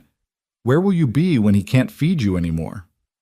"Right beside him, working to make sure that doesn't happen," Clara shot back. "That's what partners do, Mr. Hendricks. They face challenges together rather than treating each other like assets to be acquired or discarded based on their utility." "You're being naive," Hendricks insisted. "Romance doesn't put food on the table or keep the cold out. You'll learn that soon enough." "Maybe," Caleb interjected, his patience clearly exhausted. "But she'll learn it on her own terms, making her own choices. Now, I believe Clara has made her position clear. Time for you to leave." For a moment, Hendricks looked like he might argue further. His companion's hand drifted toward his gun, and Clara felt Caleb shift his weight in response, positioning himself for quick movement. The tension stretched taut as a wire, and Clara's heart hammered against her ribs. Then Hendricks seemed to reconsider. He remounted his horse with jerky, angry movements. "You'll regret this, Turner, both of you. When winter comes and you're struggling to survive, remember I offered you a better option." "The only thing I regret," Clara said clearly, "is wasting 4 months writing letters to someone incapable of seeing past his own shallow expectations. Thank you for teaching me what I don't want in a marriage. It's made recognizing what I do want infinitely easier." Hendricks' expression twisted with fury and wounded pride. Without another word, he wheeled his horse around and spurred it into a gallop, his companion following. They watched until the riders disappeared over the rise, dust settling in their wake. The moment they were gone, Clara felt her legs start to shake. All the adrenaline that had kept her upright and defiant drained away, leaving her trembling. Caleb's arm came around her shoulders, steady and warm. "You were magnificent," he said softly. "The way you stood up to him, the things you said, Clara, that took real courage." "I was terrified," she admitted, leaning into his support. "When he said he wanted to give me a second chance, for just one moment I thought about all the practical reasons I should accept. Security, respectability, an end to gossip, all the things I came out here looking for in the first place." Caleb went very still. "And?" Clara pulled back enough to look at him, needing him to see the truth in her eyes. "And then I looked at you, and I remembered what real respect feels like. What it's like to be seen as a person, rather than a convenience. Hendricks was offering me a prison with nice bars. You've given me freedom. There's no comparison. Something blazed to life in Caleb's eyes, intense and unmistakable. His hand came up to cup her face, thumb brushing across her cheekbone with infinite gentleness. Clara, Mr. Turner, Miss Whitfield, a voice called from the road, and they sprang apart guiltily. A rider was approaching, a young man Clara vaguely recognized from town. He pulled up in front of them, slightly breathless. Sorry to interrupt, but there's trouble. Fire started on the Jacobson place. Lightning strike from last night finally caught. It's spreading fast with this dry wind, and they're calling for all hands. Every man who can work a shovel or swing a wet blanket. Caleb's expression shifted immediately to focus and concern. How bad? Bad enough. They're trying to keep it from reaching the house and barn, but they need help fast. I'll get my gear. Caleb was already moving toward the barn. He paused to look back at Clara. I have to go. Could be all night. Will you be all right here? Of course, Clara said immediately, pushing aside her own lingering fear from the confrontation. Go. Help them. I'll manage things here. Caleb hesitated, clearly torn between duty to his neighbors and reluctance to leave Clara alone so soon after Hendricks' visit. Clara made the decision for him by practically pushing him toward the barn. Go. I'm perfectly capable of managing for one night. I have the rifle you taught me to shoot, and Gertrude will sound the alarm if anyone approaches. I'll be fine. Within minutes, Caleb had saddled Charlie and packed supplies. He paused before mounting, looking at Clara with an expression that made her breath catch. When I get back, we need to talk, really talk, about where this is going. I know, Clara said, and I'll be here, I promise. He nodded, mounted, and was gone, following the young messenger toward the distant smudge of smoke visible on the horizon. Clara stood watching until they disappeared, then turned to face the suddenly very empty ranch. The silence felt oppressive after the chaos of the afternoon. Clara threw herself into evening chores, feeding animals, and securing the barn with mechanical efficiency while her mind raced. Hendricks' visit had crystallized something she'd been avoiding thinking about too directly. She couldn't keep pretending this was temporary. She couldn't keep telling herself she'd eventually move on to some vague, better opportunity that existed somewhere over the horizon. This was where she wanted to be. Not because she had nowhere else to go, but because this place, this ranch, this work, this man, had become home in ways Boston never had. The question wasn't whether she wanted to stay. The question was whether she was brave enough to fully commit to that decision, to risk her heart on the possibility of real love. Night fell, and Clara moved through the house lighting lamps, checking locks, doing all the small tasks that usually brought comfort. But tonight, everything felt charged with anticipation and anxiety. The confrontation with Hendricks had dredged up old fears. What if Caleb eventually decided she wasn't worth the trouble she brought? What if the gossip and social complications became too much? What if she was making the same mistake all over again, just with a kinder face?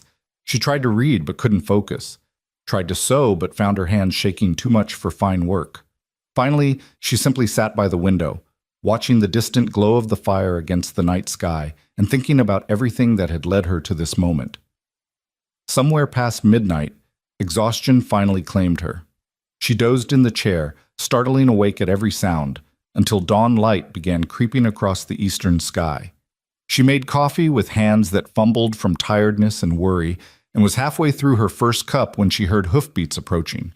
Caleb looked exhausted, his face streaked with soot and his clothes reeking of smoke. But his eyes found hers immediately as he dismounted, and the relief in them was palpable. "You're still here," he said, and Clara heard the fear underneath the words, fear that she might have used his absence to pack up and disappear rather than face the complicated feelings between them. "I promised I would be," Clara replied, setting down her cup and moving toward him. "How bad was it?" "We saved the house and barn. Lost some pasture land and a shed, but the family's safe and their home is intact. That's what matters." He swayed slightly, and Clara realized just how exhausted he must be. "Come inside, you need food and rest." "I need to tend to Charlie first, and—" "I'll tend to Charlie," Clara interrupted firmly. "You go inside, wash up, and sit down before you fall down. That's not a request." A ghost of a smile crossed Caleb's smoke-stained face. Yes, ma'am. While Caleb cleaned up, Clara took care of Charlie, removing his tack and rubbing him down with practiced efficiency before turning him into his stall with fresh water and grain. The familiar work steadied her nerves, gave her hands something to do while her mind continued its anxious circling. When she returned to the house, she found Caleb at the table, clean but still obviously exhausted. His wet hair stuck up in odd directions where he'd toweled it dry, and there were shadows under his eyes that spoke of a long, hard night. Clara prepared a simple breakfast, eggs, toast, the last of the bacon, and set it in front of him without comment. They ate in silence for several minutes before Caleb finally spoke. "Clara, about yesterday, about what you said to Hendricks." He paused, choosing his words carefully. "Did you mean it? What you told him about choosing to stay here, about what we have being worth more than security or respectability?" Clara set down her fork and met his gaze directly. "Every word. I've spent the past 12 hours thinking about nothing else, actually. About what I want versus what I think I should want. About fear versus courage. About settling versus choosing. And I'm choosing this. Choosing you, choosing us, choosing the life we're building here. Not because I have no other options, Hendricks proved I do, however unappealing, but because this is what I genuinely want. Even with the hard work and the gossip and the uncertainty, even knowing that ranching is precarious and winters are harsh and there are no guarantees, I want this life. With you." Caleb's hand reached across the table to cover hers, and Clara saw her own emotions reflected in his face. Hope, fear, overwhelming relief. "I love you," he said simply. "I think I started falling for you that first day, watching you stand at that gate refusing to break down completely. And every day since, I've fallen a little more. The way you laugh when Gertrude steals vegetables from the garden. The way you hum while you work. The way you tackle every challenge like you've got something to prove to the world. I love all of it, all of you. And if you'll have me, if you'll take the risk of building a life here, I promise I'll spend every day trying to be worthy of that trust." Clara felt tears streaming down her face, but for the first time in months, they were tears of joy, rather than pain or fear. "I love you too," she whispered. "I didn't think I'd ever be brave enough to say those words again after everything that happened. But you made me brave, Caleb. You showed me what love actually looks like. Not possession or convenience, but partnership and respect and choosing each other every single day." Caleb stood, pulling Clara up with him, and then his arms were around her and she was pressed against his chest, breathing in the scent of soap and smoke and him. His hand cradled the back of her head, gentle and sure, while his other arm wrapped around her waist, holding her like she was precious, like she was chosen. "Marry me," Caleb said against her hair. "Not because you have nowhere else to go, not because it's practical or expected. Marry me because you want to, because you can imagine building a life together, because you love me the way I love you. Marry me, and make this official, make this real in a way that leaves no room for doubt or gossip or question." Clara pulled back just enough to see his face, to verify that he meant every word. What she saw there, love, determination, absolute certainty, made her smile through her tears. "Yes," she said. "Yes, I'll marry you. Not because I need rescuing or security. Because I choose you, Caleb Turner. I choose this life, this ranch, this partnership. I choose us."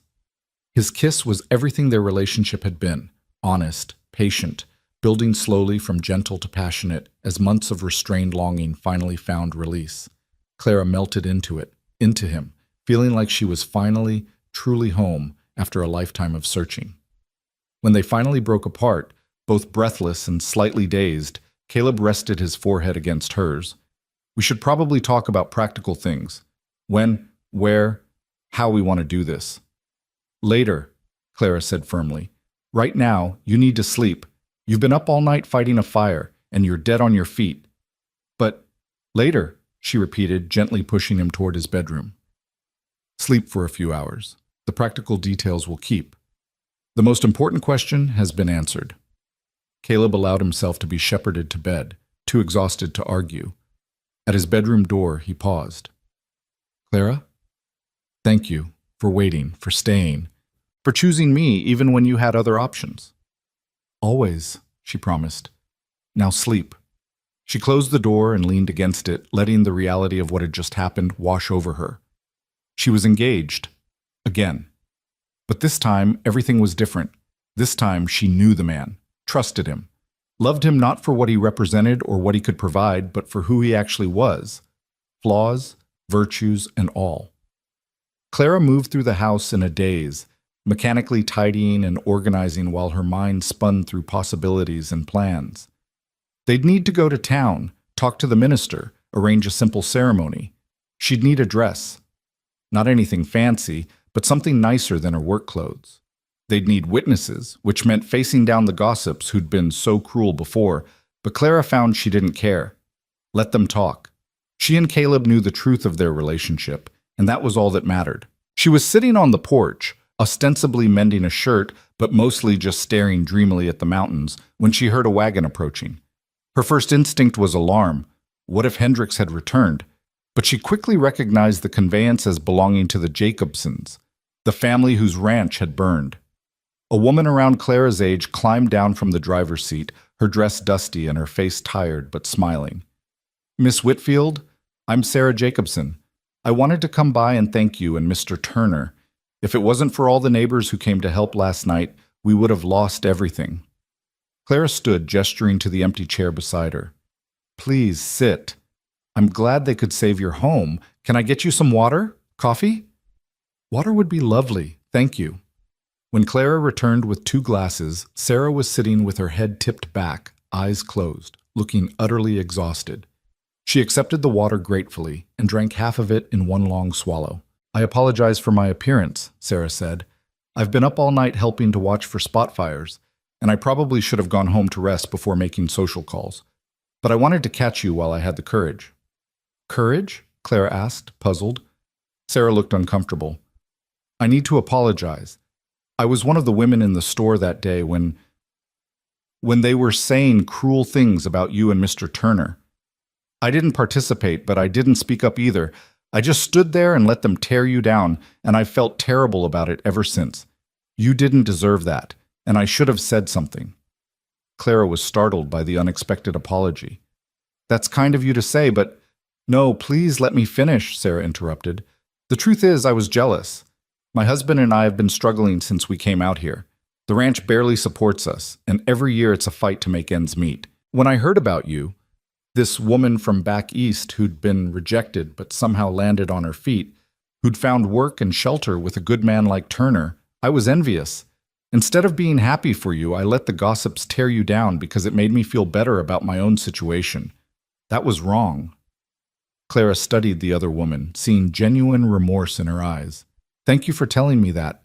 It takes courage to admit when we've been less than our best selves." "The other women, the ones who are actually cruel, they're not going to apologize," Sarah continued. "They'll probably never admit they were wrong.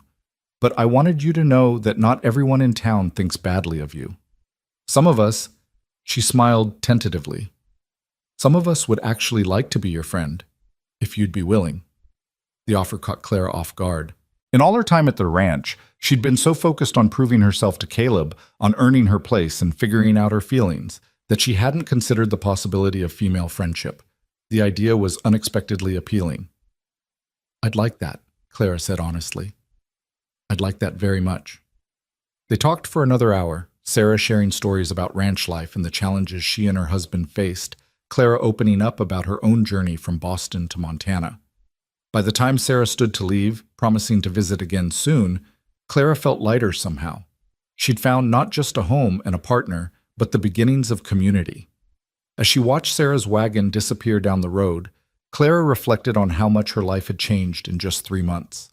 She'd arrived in Montana as a mail-order bride, rejected and humiliated, with nothing but a trunk of belongings and $3 to her name. Now she was engaged to a man she genuinely loved, had skills and confidence she'd never possessed before, and was beginning to build the kind of connections that turned a place into a home.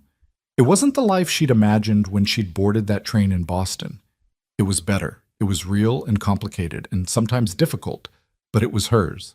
She'd chosen it, and it had chosen her back. The sun was starting its descent toward the western horizon when Caleb finally emerged from his room, looking more rested but still somewhat dazed. He found Clara in the kitchen preparing supper, and the domestic normalcy of the scene seemed to ground him. "Did I dream this morning?" he asked from the doorway. "Or did you actually say yes?" Clara turned to face him, unable to keep the smile from her face. "You didn't dream it. I said yes." "I'm saying yes. I'll keep saying yes as many times as you need to hear it." Caleb crossed the room in 3 strides and pulled her into his arms, kissing her soundly. When they broke apart, both were grinning like fools. "So," Clara said, her hands resting on his chest, "about those practical details we need to discuss. When do you want to get married?" "Tomorrow," Caleb said immediately. "Right now. As soon as humanly possible." Clara laughed. "Be serious. We need to talk to the minister, get a license, arrange witnesses. It'll take at least a week or 2 to organize properly." 2 weeks then, Caleb agreed. "Not a day longer. I've waited 7 years for this feeling, Clara. I'm not interested in a long engagement." 2 weeks, Clara confirmed. "We'll ride into town tomorrow, start making arrangements, face down the gossips together, and show them we don't care what they think." "Together," Caleb agreed, and the word carried weight beyond simple logistics. Together. It was a promise and a commitment, a declaration that whatever challenges came, they would face them as partners. That evening, they sat on the porch as the stars emerged one by one in the darkening sky. Caleb had pulled Clara into his lap, and she leaned back against his chest, his arms wrapped around her waist, both of them content just to be close after months of careful distance. "Tell me something," Clara said softly. "When you found me at that gate, did you have any idea it would lead to this?" Caleb was quiet for a moment, considering. "No," he admitted finally. "I just saw someone who needed help and couldn't walk away. But somewhere between that day and this one, you stopped being a stranger I was helping and became the person I can't imagine my life without. I don't know exactly when it happened. Maybe it was watching you tackle the garden with such determination. Maybe it was the first time you made me laugh. Maybe it was seeing you stand up to those women in town. Or maybe it was all of it together, every small moment building into something I couldn't ignore anymore." Clara twisted in his arms to look at him. "I was so angry when Hendricks rejected me.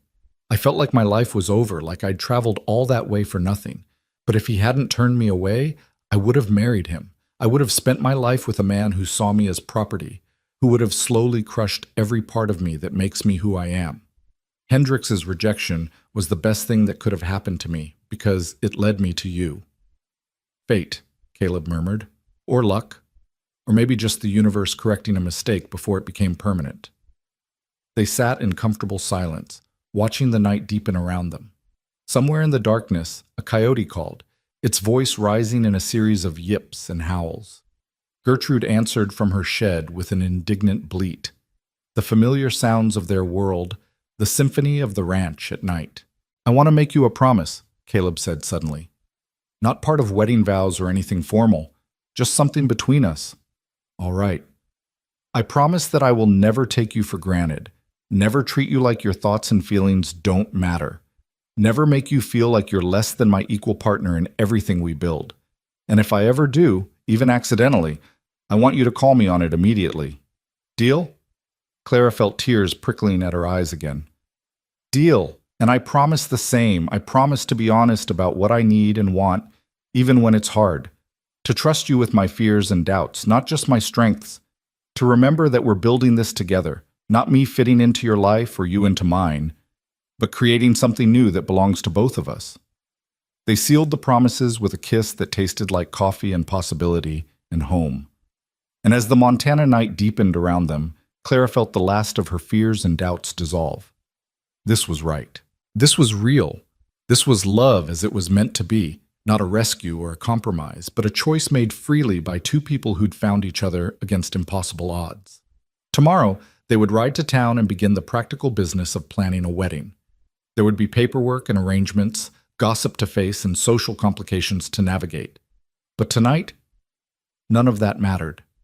Tonight was just for them, for the joy of knowing they'd found something rare and precious in a world that didn't always reward courage or hope.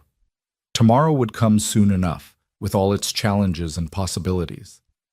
But tonight, Clara Whitfield and Caleb Turner sat together under the vast Montana sky, two people who'd been broken in different ways, now healing each other simply by choosing to stay. The morning they rode into town to arrange their wedding dawned clear and crisp, autumn asserting itself with the kind of crystalline light that made everything seem sharper, more vivid. Clara dressed carefully in her best dress, the dark blue one she'd been wearing the day Caleb found her, now cleaned and mended. She pinned her hair with extra care, wanting to look respectable and confident when they faced the minister and inevitably the gossips who would have plenty to say about this development. Caleb was waiting by the wagon when she emerged, and the look on his face when he saw her made her breath catch. It wasn't the hungry appraisal she'd learned to fear from men, but something deeper, appreciation mixed with love, and a tenderness that made her feel both vulnerable and completely safe. "You look beautiful," he said simply, offering his hand to help her up. "I look presentable," Clara corrected, but she was smiling. "There's a difference." "Not from where I'm standing." They rode mostly in comfortable silence, both lost in their own thoughts about what lay ahead. The decision to marry had been easy, made in a moment of emotional honesty that felt absolutely right. But the practical reality of announcing that decision to a community that had already judged them harshly was more daunting. Clara tried to prepare herself for criticism, for insinuations that she'd trapped Caleb or that he was making a terrible mistake. She told herself their opinions didn't matter, that the only judgment that counted was their own. But the truth was, it did matter, not because she needed their approval, but because she and Caleb would be building a life in this community. Their children, if they were blessed with any, would grow up here.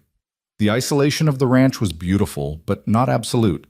They would need neighbors for help during emergencies, would trade goods and services, would be part of the social fabric whether they wanted to be or not. Making peace with the town, or at least establishing their right to be left alone, was important. The church sat at the edge of town, a simple white building with a steeple that pointed toward heaven with frontier optimism. Reverend Matthews, a kindly man in his 60s with wire-rimmed spectacles and a genuine warmth, greeted them at the door of his small office attached to the church. "Mr. Turner, what a pleasant surprise. And Miss Whitfield, isn't it? Please come in, sit down. What can I do for you?"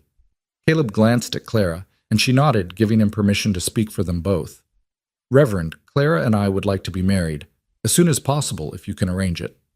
If the Reverend was surprised, he hit it well. He simply folded his hands on his desk and regarded them both with calm assessment. "I see. And this is a decision you've both made freely? Miss Whitfield, you're certain this is what you want?"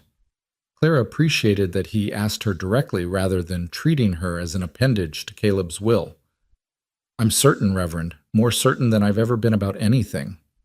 "Well then, let's discuss the details. By law, you'll need a license from the county clerk. There's a 3-day waiting period, so the earliest we could perform the ceremony would be—" He consulted a calendar on his desk. "Saturday next, if that suits you. Do you have witnesses in mind?" "We'll find someone," Caleb said, though his tone suggested he hadn't thought that far ahead. "Maybe the Jacobsons? Sarah visited yesterday, seemed friendly enough." "The Jacobsons would be fine witnesses," Reverend Matthews agreed. "Now, about the ceremony itself. I assume you'll want something simple." "Very simple," Clara confirmed. "Nothing elaborate, just the vows and whatever readings are traditional." They spent the next hour going over details. The time of the ceremony, the few legal formalities required, the minimal cost for the Reverend's services. Throughout, Reverend Matthews treated them with dignity and kindness, never once suggesting there was anything improper about their union or asking invasive questions about how they'd come to this decision. By the time they left his office, Clara felt lighter, as if clearing this first hurdle made everything else more manageable. The county clerk's office was a different story. The clerk himself, a thin man with a permanent expression of suspicion, looked Clara up and down with obvious disapproval when they requested a marriage license. "This the Turner Ranch?" he asked, consulting some internal record. "You're Caleb Turner, son of William Turner?" "That's right. And you, miss, you're the one who was supposed to marry Marcus Hendricks but got turned away?" Clara felt Caleb tense beside her, but she kept her voice level. "I'm Clara Whitfield, yes, and Mr. Hendricks and I mutually agreed not to proceed with our engagement. Is that relevant to our request for a marriage license?" The clerk sniffed. Just making sure all the information is accurate for the records. Wouldn't want any confusion about identities or intentions. He pulled out the necessary forms with exaggerated slowness. You understand there's a 3-day waiting period. Can't get married before that, no matter how urgent your need might be. The insinuation in his tone was clear, and Clara felt her temper flare. But before she could respond, Caleb leaned forward, his voice deadly quiet. We understand the legal requirements perfectly well. What we don't understand is why you feel entitled to comment on our personal business. We're here for a license, not your opinion. Can you provide the service you're paid to provide? Or do we need to speak to your supervisor about your conduct? The clerk's face flushed, but he began filling out the forms without further commentary. They completed the process in tense silence, and Clara had never been more grateful to leave a building than when they finally stepped back out into the autumn sunshine. I'm sorry, Caleb said immediately. I should have known there'd be people like that. Should have prepared you better. You can't prepare someone for small-minded cruelty, Claire replied. And you defended me perfectly. That's all I need, knowing you'll stand beside me when people decide to be ugly. They walked down the main street toward the general store, needing to purchase a few supplies while they were in town. Clara was acutely aware of the attention they were drawing, conversations that stopped when they approached, eyes that followed their progress, whispers that started up again in their wake. It was exhausting being the subject of so much speculation, but she kept her head high and her hand tucked into the crook of Caleb's elbow. Inside the general store, George Morrison greeted them with professional courtesy. Mr. Turner, Miss Whitfield, back so soon? What can I help you with today? Just need some flour, sugar, and coffee, Caleb said. And Miss Whitfield needs fabric. She's going to need a new dress. Special occasion? George asked, and there was genuine curiosity rather than malice in his tone. A wedding, Clara said clearly, deciding that honesty was better than trying to hide their plans.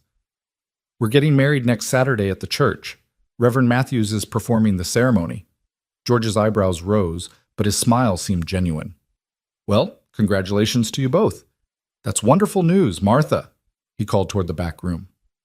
Come out here. We have some news to share. His wife emerged, a plump woman with kind eyes and flour dusting her apron. She took in Clara and Caleb standing together, the way they stood close with easy familiarity, and her face broke into a genuine smile. You're getting married. Oh, how lovely. When? Saturday week, Caleb said. Nothing fancy, just a simple ceremony at the church. Well, you'll need a proper dress for that, Martha declared, moving immediately to the fabric section. Let's see what we have that would work. What's your coloring? Blues, I think, to bring out your eyes. And we have this lovely cream-colored cotton that would be perfect for a wedding dress. Simple, but elegant. Clara found herself swept up in Martha's enthusiasm, discussing fabrics and patterns with a warmth that was completely unexpected. For the next hour, Martha helped her select not just material for a wedding dress, but also fabric for 2 additional everyday dresses, insisting that a newly married woman needed a proper wardrobe. Now don't worry about the cost, Martha said when Clara protested. We can set up an account, let you pay it off over time. That's what neighbors do. Help each other out when it's needed. The kindness was overwhelming, especially after the clerk's cruelty. Clara felt tears threatening and blinked them back fiercely. Thank you, Mrs. Morrison. You've been incredibly generous. Call me Martha, dear, and it's my pleasure. Heaven knows this town needs more good news and fewer vicious rumors. You and Mr. Turner seem to genuinely care for each other, and that's worth celebrating. As they were finalizing their purchases, the door opened and Sarah Jacobson entered, accompanied by a tall man who could only be her husband. Sarah's face lit up when she saw Clara. Miss Whitfield, I was hoping I'd run into you. This is my husband, Tom. Tom, this is Miss Whitfield and Mr. Turner. The men shook hands while Sarah moved to stand beside Clara, lowering her voice. I heard you were in town. The gossip mill works fast around here.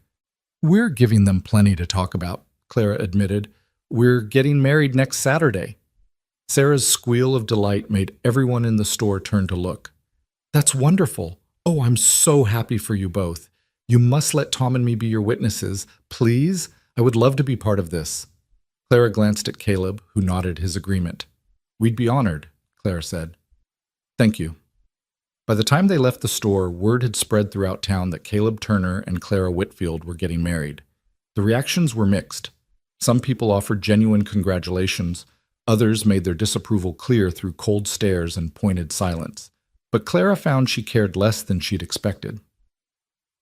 For every person who judged them, there was someone like Sarah or Martha who offered kindness and support. That balance was enough. The ride home was quiet but companionable, both of them processing the day's events. As the ranch came into view, Clara felt a surge of affection for the place that had become home. The simple house with its blue curtains fluttering in the windows. The barn where Gertrude was probably causing trouble. The garden she'd coaxed back to life. The vast sweep of land and sky that had taught her what freedom actually meant. "Having second thoughts?" Caleb asked, misreading her silence. "No," Clara said firmly. "Quite the opposite. I was just thinking how much I love this place. How much I love the life we're building here. Even with judgmental clerks and gossips? Even with them. They're just noise, Caleb. What we have is real." The week that followed was a whirlwind of preparation. Clara spent every spare moment working on her wedding dress, sewing late into the night by lamplight. Martha Morrison had helped her cut the pattern, and Sarah Jacobson had stopped by twice to offer assistance and encouragement. The dress was simple but beautiful. Cream cotton with modest trim at the sleeves and neckline, fitted at the waist and falling in graceful folds to her ankles. When she tried on the nearly finished garment, she barely recognized the woman in the mirror. Not the desperate factory girl from Boston, not the humiliated mail-order bride at the gate, but someone new, someone confident and loved and choosing her own path. Caleb, meanwhile, threw himself into ranch work with extra intensity, as if trying to tire himself out enough to sleep through his nervous excitement. He brought the last of the cattle down from the high pastures, repaired fences that didn't strictly need repairing, and organized the barn with meticulous attention to detail. In the evenings, they sat together on the porch, talking about their future with a mix of practical planning and dreaming. "I want to expand the cattle operation eventually," Caleb said one night. "Build up the herd over the next few years until we're running 100 head or more. It'll mean more work, but also more stability. And I want to start selling preserves and baked goods in town," Clara added. "Martha mentioned the store would buy whatever I could produce. It's not much, but every bit of extra income helps." "We'll need to think about the future," Caleb said carefully. "About family. Do you want children?" Clara had been expecting this question, had thought about it constantly over the past weeks. "I do," she said honestly. "Not right away. I want time for us to build our foundation first. But yes, eventually. I want to fill this house with life and laughter. Want to raise children who know what it means to work hard and love deeply and treat people with respect." "That sounds perfect," Caleb murmured, pulling her closer. "Everything about this sounds perfect." The night before the wedding, Sarah insisted that Clara stay at the Jacobson ranch, citing tradition that the bride and groom shouldn't see each other the day of the ceremony. Clara agreed, partly because Sarah was so enthusiastic about the plan, and partly because she needed the distraction of female company to keep her from overthinking everything. Sarah's house was smaller than the Turner Ranch, but warm and welcoming, filled with the cheerful chaos of a young marriage still finding its rhythm. Over dinner, Tom and Sarah shared stories about their own wedding 3 years earlier, the challenges they'd faced establishing their ranch, the dreams they still held for the future. "It's not easy," Sarah admitted as they sat up late sewing final touches on Clara's dress. "The work is endless, the money's always tight, and there are days I wonder if we made a mistake trying to make a life out here. But then Tom comes in from checking the cattle, and he looks at me the way your Caleb looks at you, and I remember why we chose this.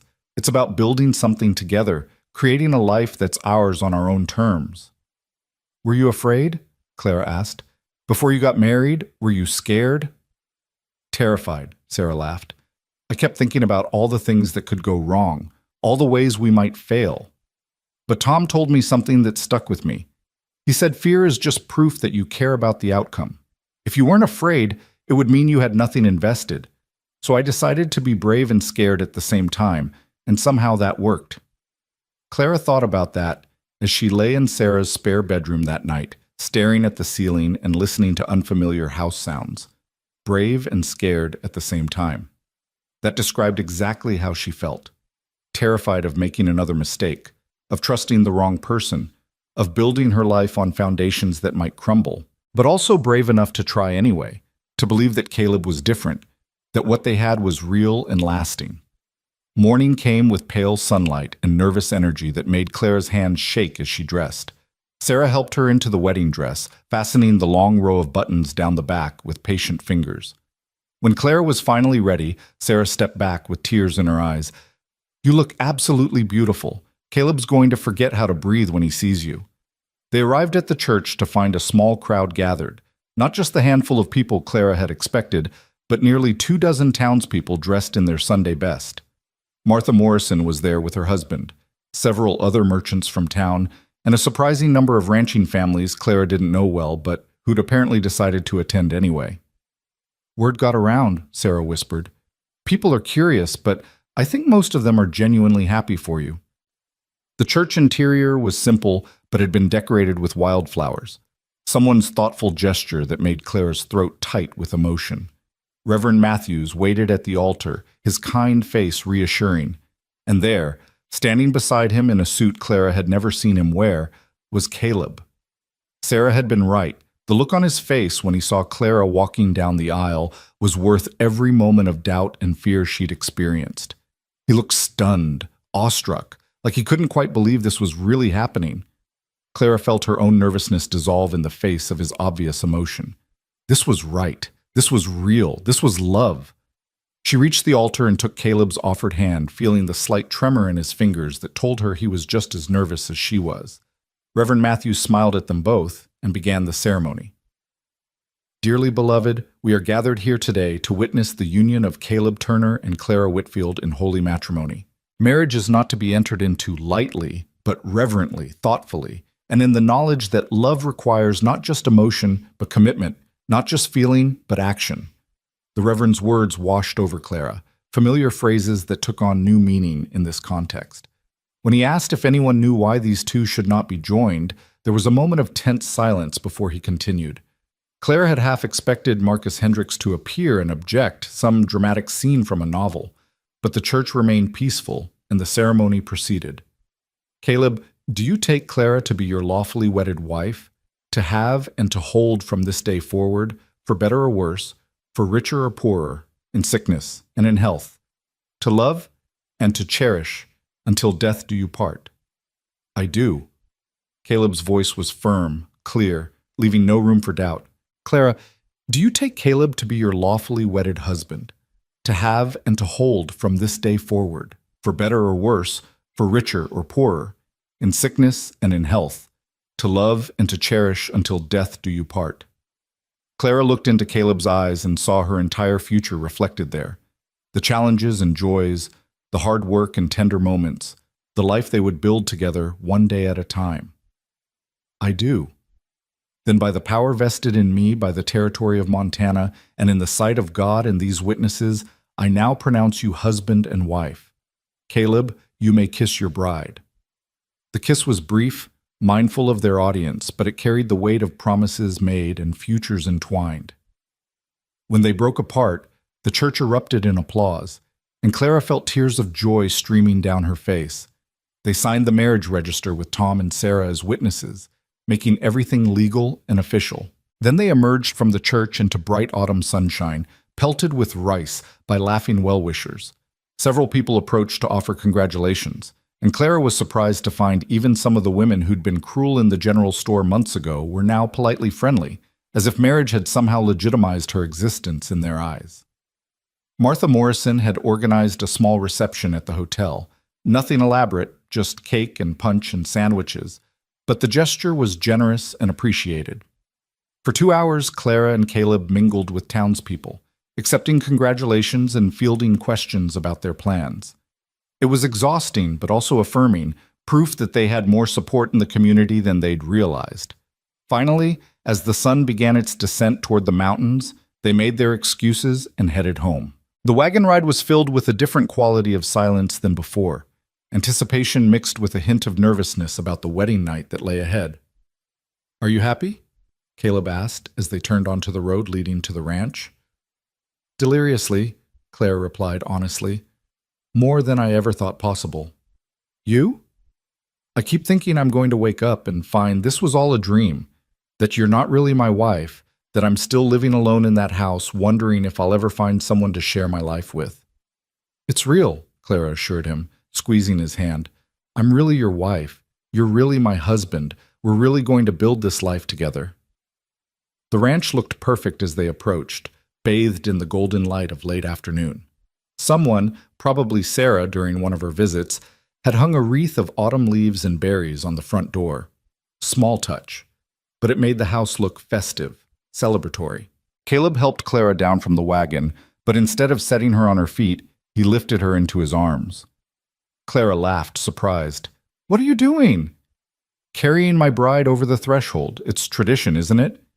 "I think that tradition is meant for the first time entering your home together." "This is the first time you're entering as my wife," Caleb pointed out. "Seems like it counts." He carried her up the porch steps and through the door, setting her down gently in the main room. The space looked the same, but felt different, charged with new meaning. This wasn't just the house where Clara had found refuge anymore. This was their home, the place where they would build their married life together.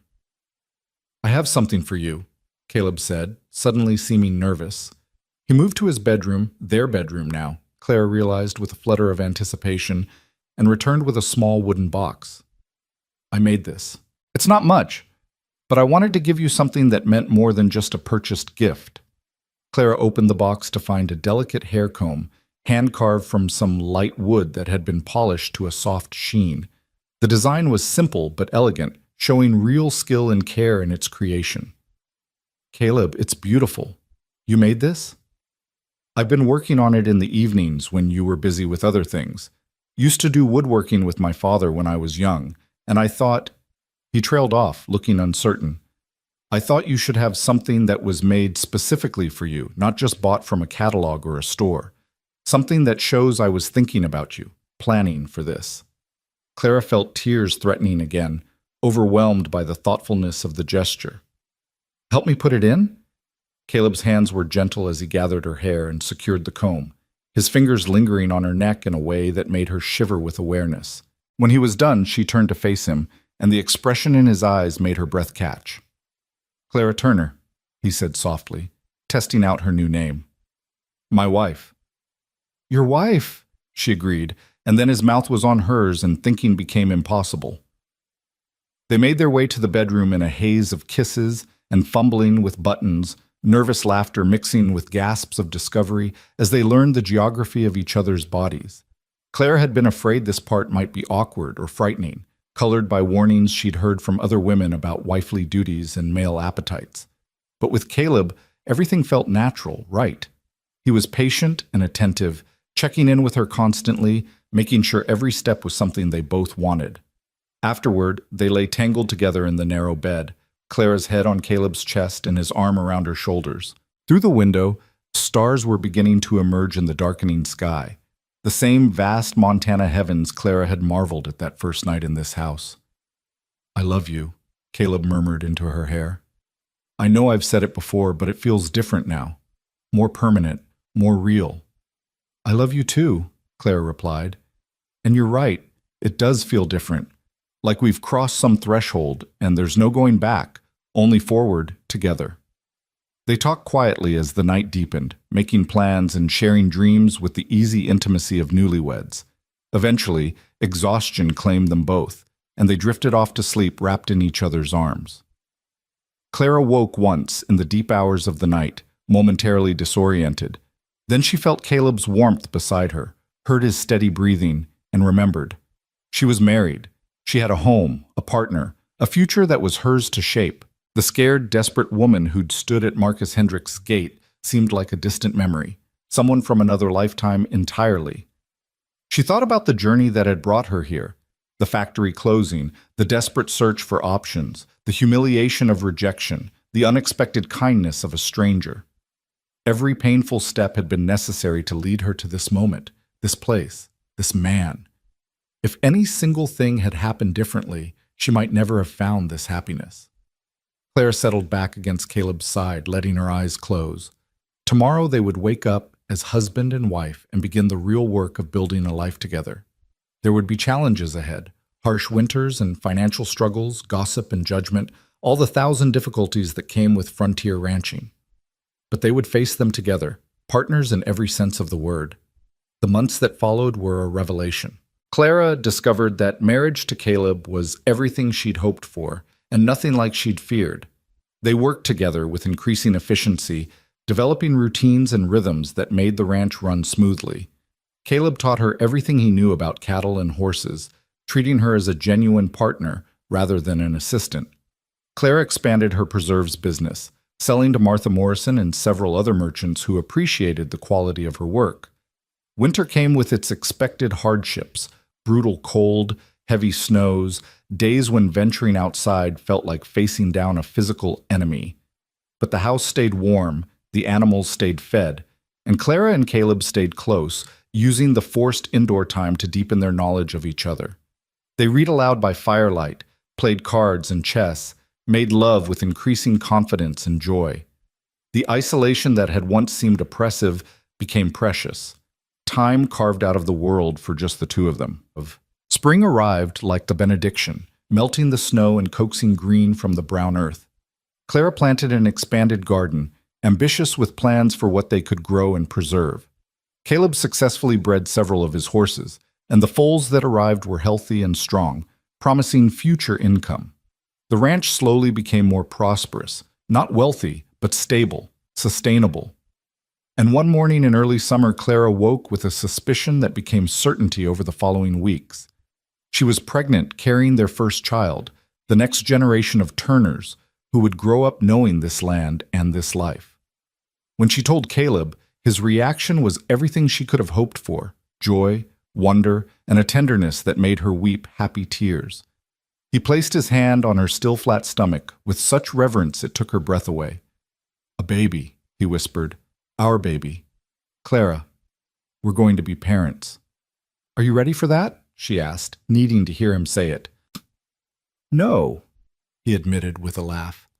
"I have no idea what I'm doing, but I'm ready to figure it out with you, to learn as we go." That's what we've been doing all along, isn't it? Learning together, building together, becoming who we're meant to be side by side. Clara thought about the woman she'd been when she'd first arrived at this ranch. Broken, scared, uncertain of her own worth. And she thought about who she was now: strong, confident, loved, and loving in return. The transformation hadn't been instant or easy, but it had been real. Every challenge she'd faced, every moment of doubt she'd overcome, had been necessary to bring her to this point. She looked around at the house they'd made a home, at the land they were nurturing into productivity, at the man who'd seen her potential when she could barely see it herself, and she felt a deep, abiding sense of gratitude for the strange path that had led her here. Yes, she'd answered an advertisement and traveled across the country to marry a stranger. Yes, she'd been rejected and humiliated, left standing at a gate with nothing but a trunk and $3 to her name. But that rejection had led to rescue, and rescue had led to partnership, and partnership had led to love. The ending she'd been denied with Marcus Hendricks had been the wrong ending for the wrong story. This, the Turner Ranch, Caleb's arms, the baby growing inside her. This was the right ending, or rather the right beginning. Years later, when people asked her about how she'd met her husband, Clara would tell the story honestly, about being a mail-order bride who'd been rejected at first sight, about the cowboy who'd offered her shelter when she had nowhere else to go, about the slow transformation of charity into partnership and partnership into love. She never sugarcoated the painful parts or pretended it had been easy, but she always ended the story the same way, with her hand in Caleb's and their children playing in the yard of the ranch they'd built together. "Sometimes," she would say, "the worst thing that can happen to you turns out to be the best thing in disguise, because if Marcus Hendricks had accepted me, I would never have found what I was really looking for. Not security or status or escape from poverty, but a real home, a true partner, and a love that chose me just as much as I chose it." And Caleb would squeeze her hand and add, "Best day of my life was the day I found you at that gate. Changed everything. Made me remember what I was living for." Their children would roll their eyes at the familiar story, the way children do when their parents get sentimental. But Clara hoped that someday they would understand that the greatest gifts often come disguised as disasters, that rejection can be redirection, and that sometimes you have to lose the life you plan to find the life that's been waiting for you all along. The Montana sun would set over their land, painting the sky in shades of gold and crimson and purple. Gertrude would bleat from her shed, calling for her evening feeding. The cattle would low from the far pastures, and Clara would stand on the porch of the house that had become her home, surrounded by the family that had become her world, feeling more blessed than she'd ever imagined possible. From abandoned bride to beloved wife, from homeless wanderer to rooted homemaker, from someone defined by what others thought of her to someone secure in her own worth. The journey had been painful and uncertain, but every step had been worth it. Because Clara Whitfield Turner had found what so many people searched their whole lives for and never find. A place where she was loved not for what she could provide or how she appeared, but simply for who she was. And that, she knew with absolute certainty, was worth more than all the security and respectability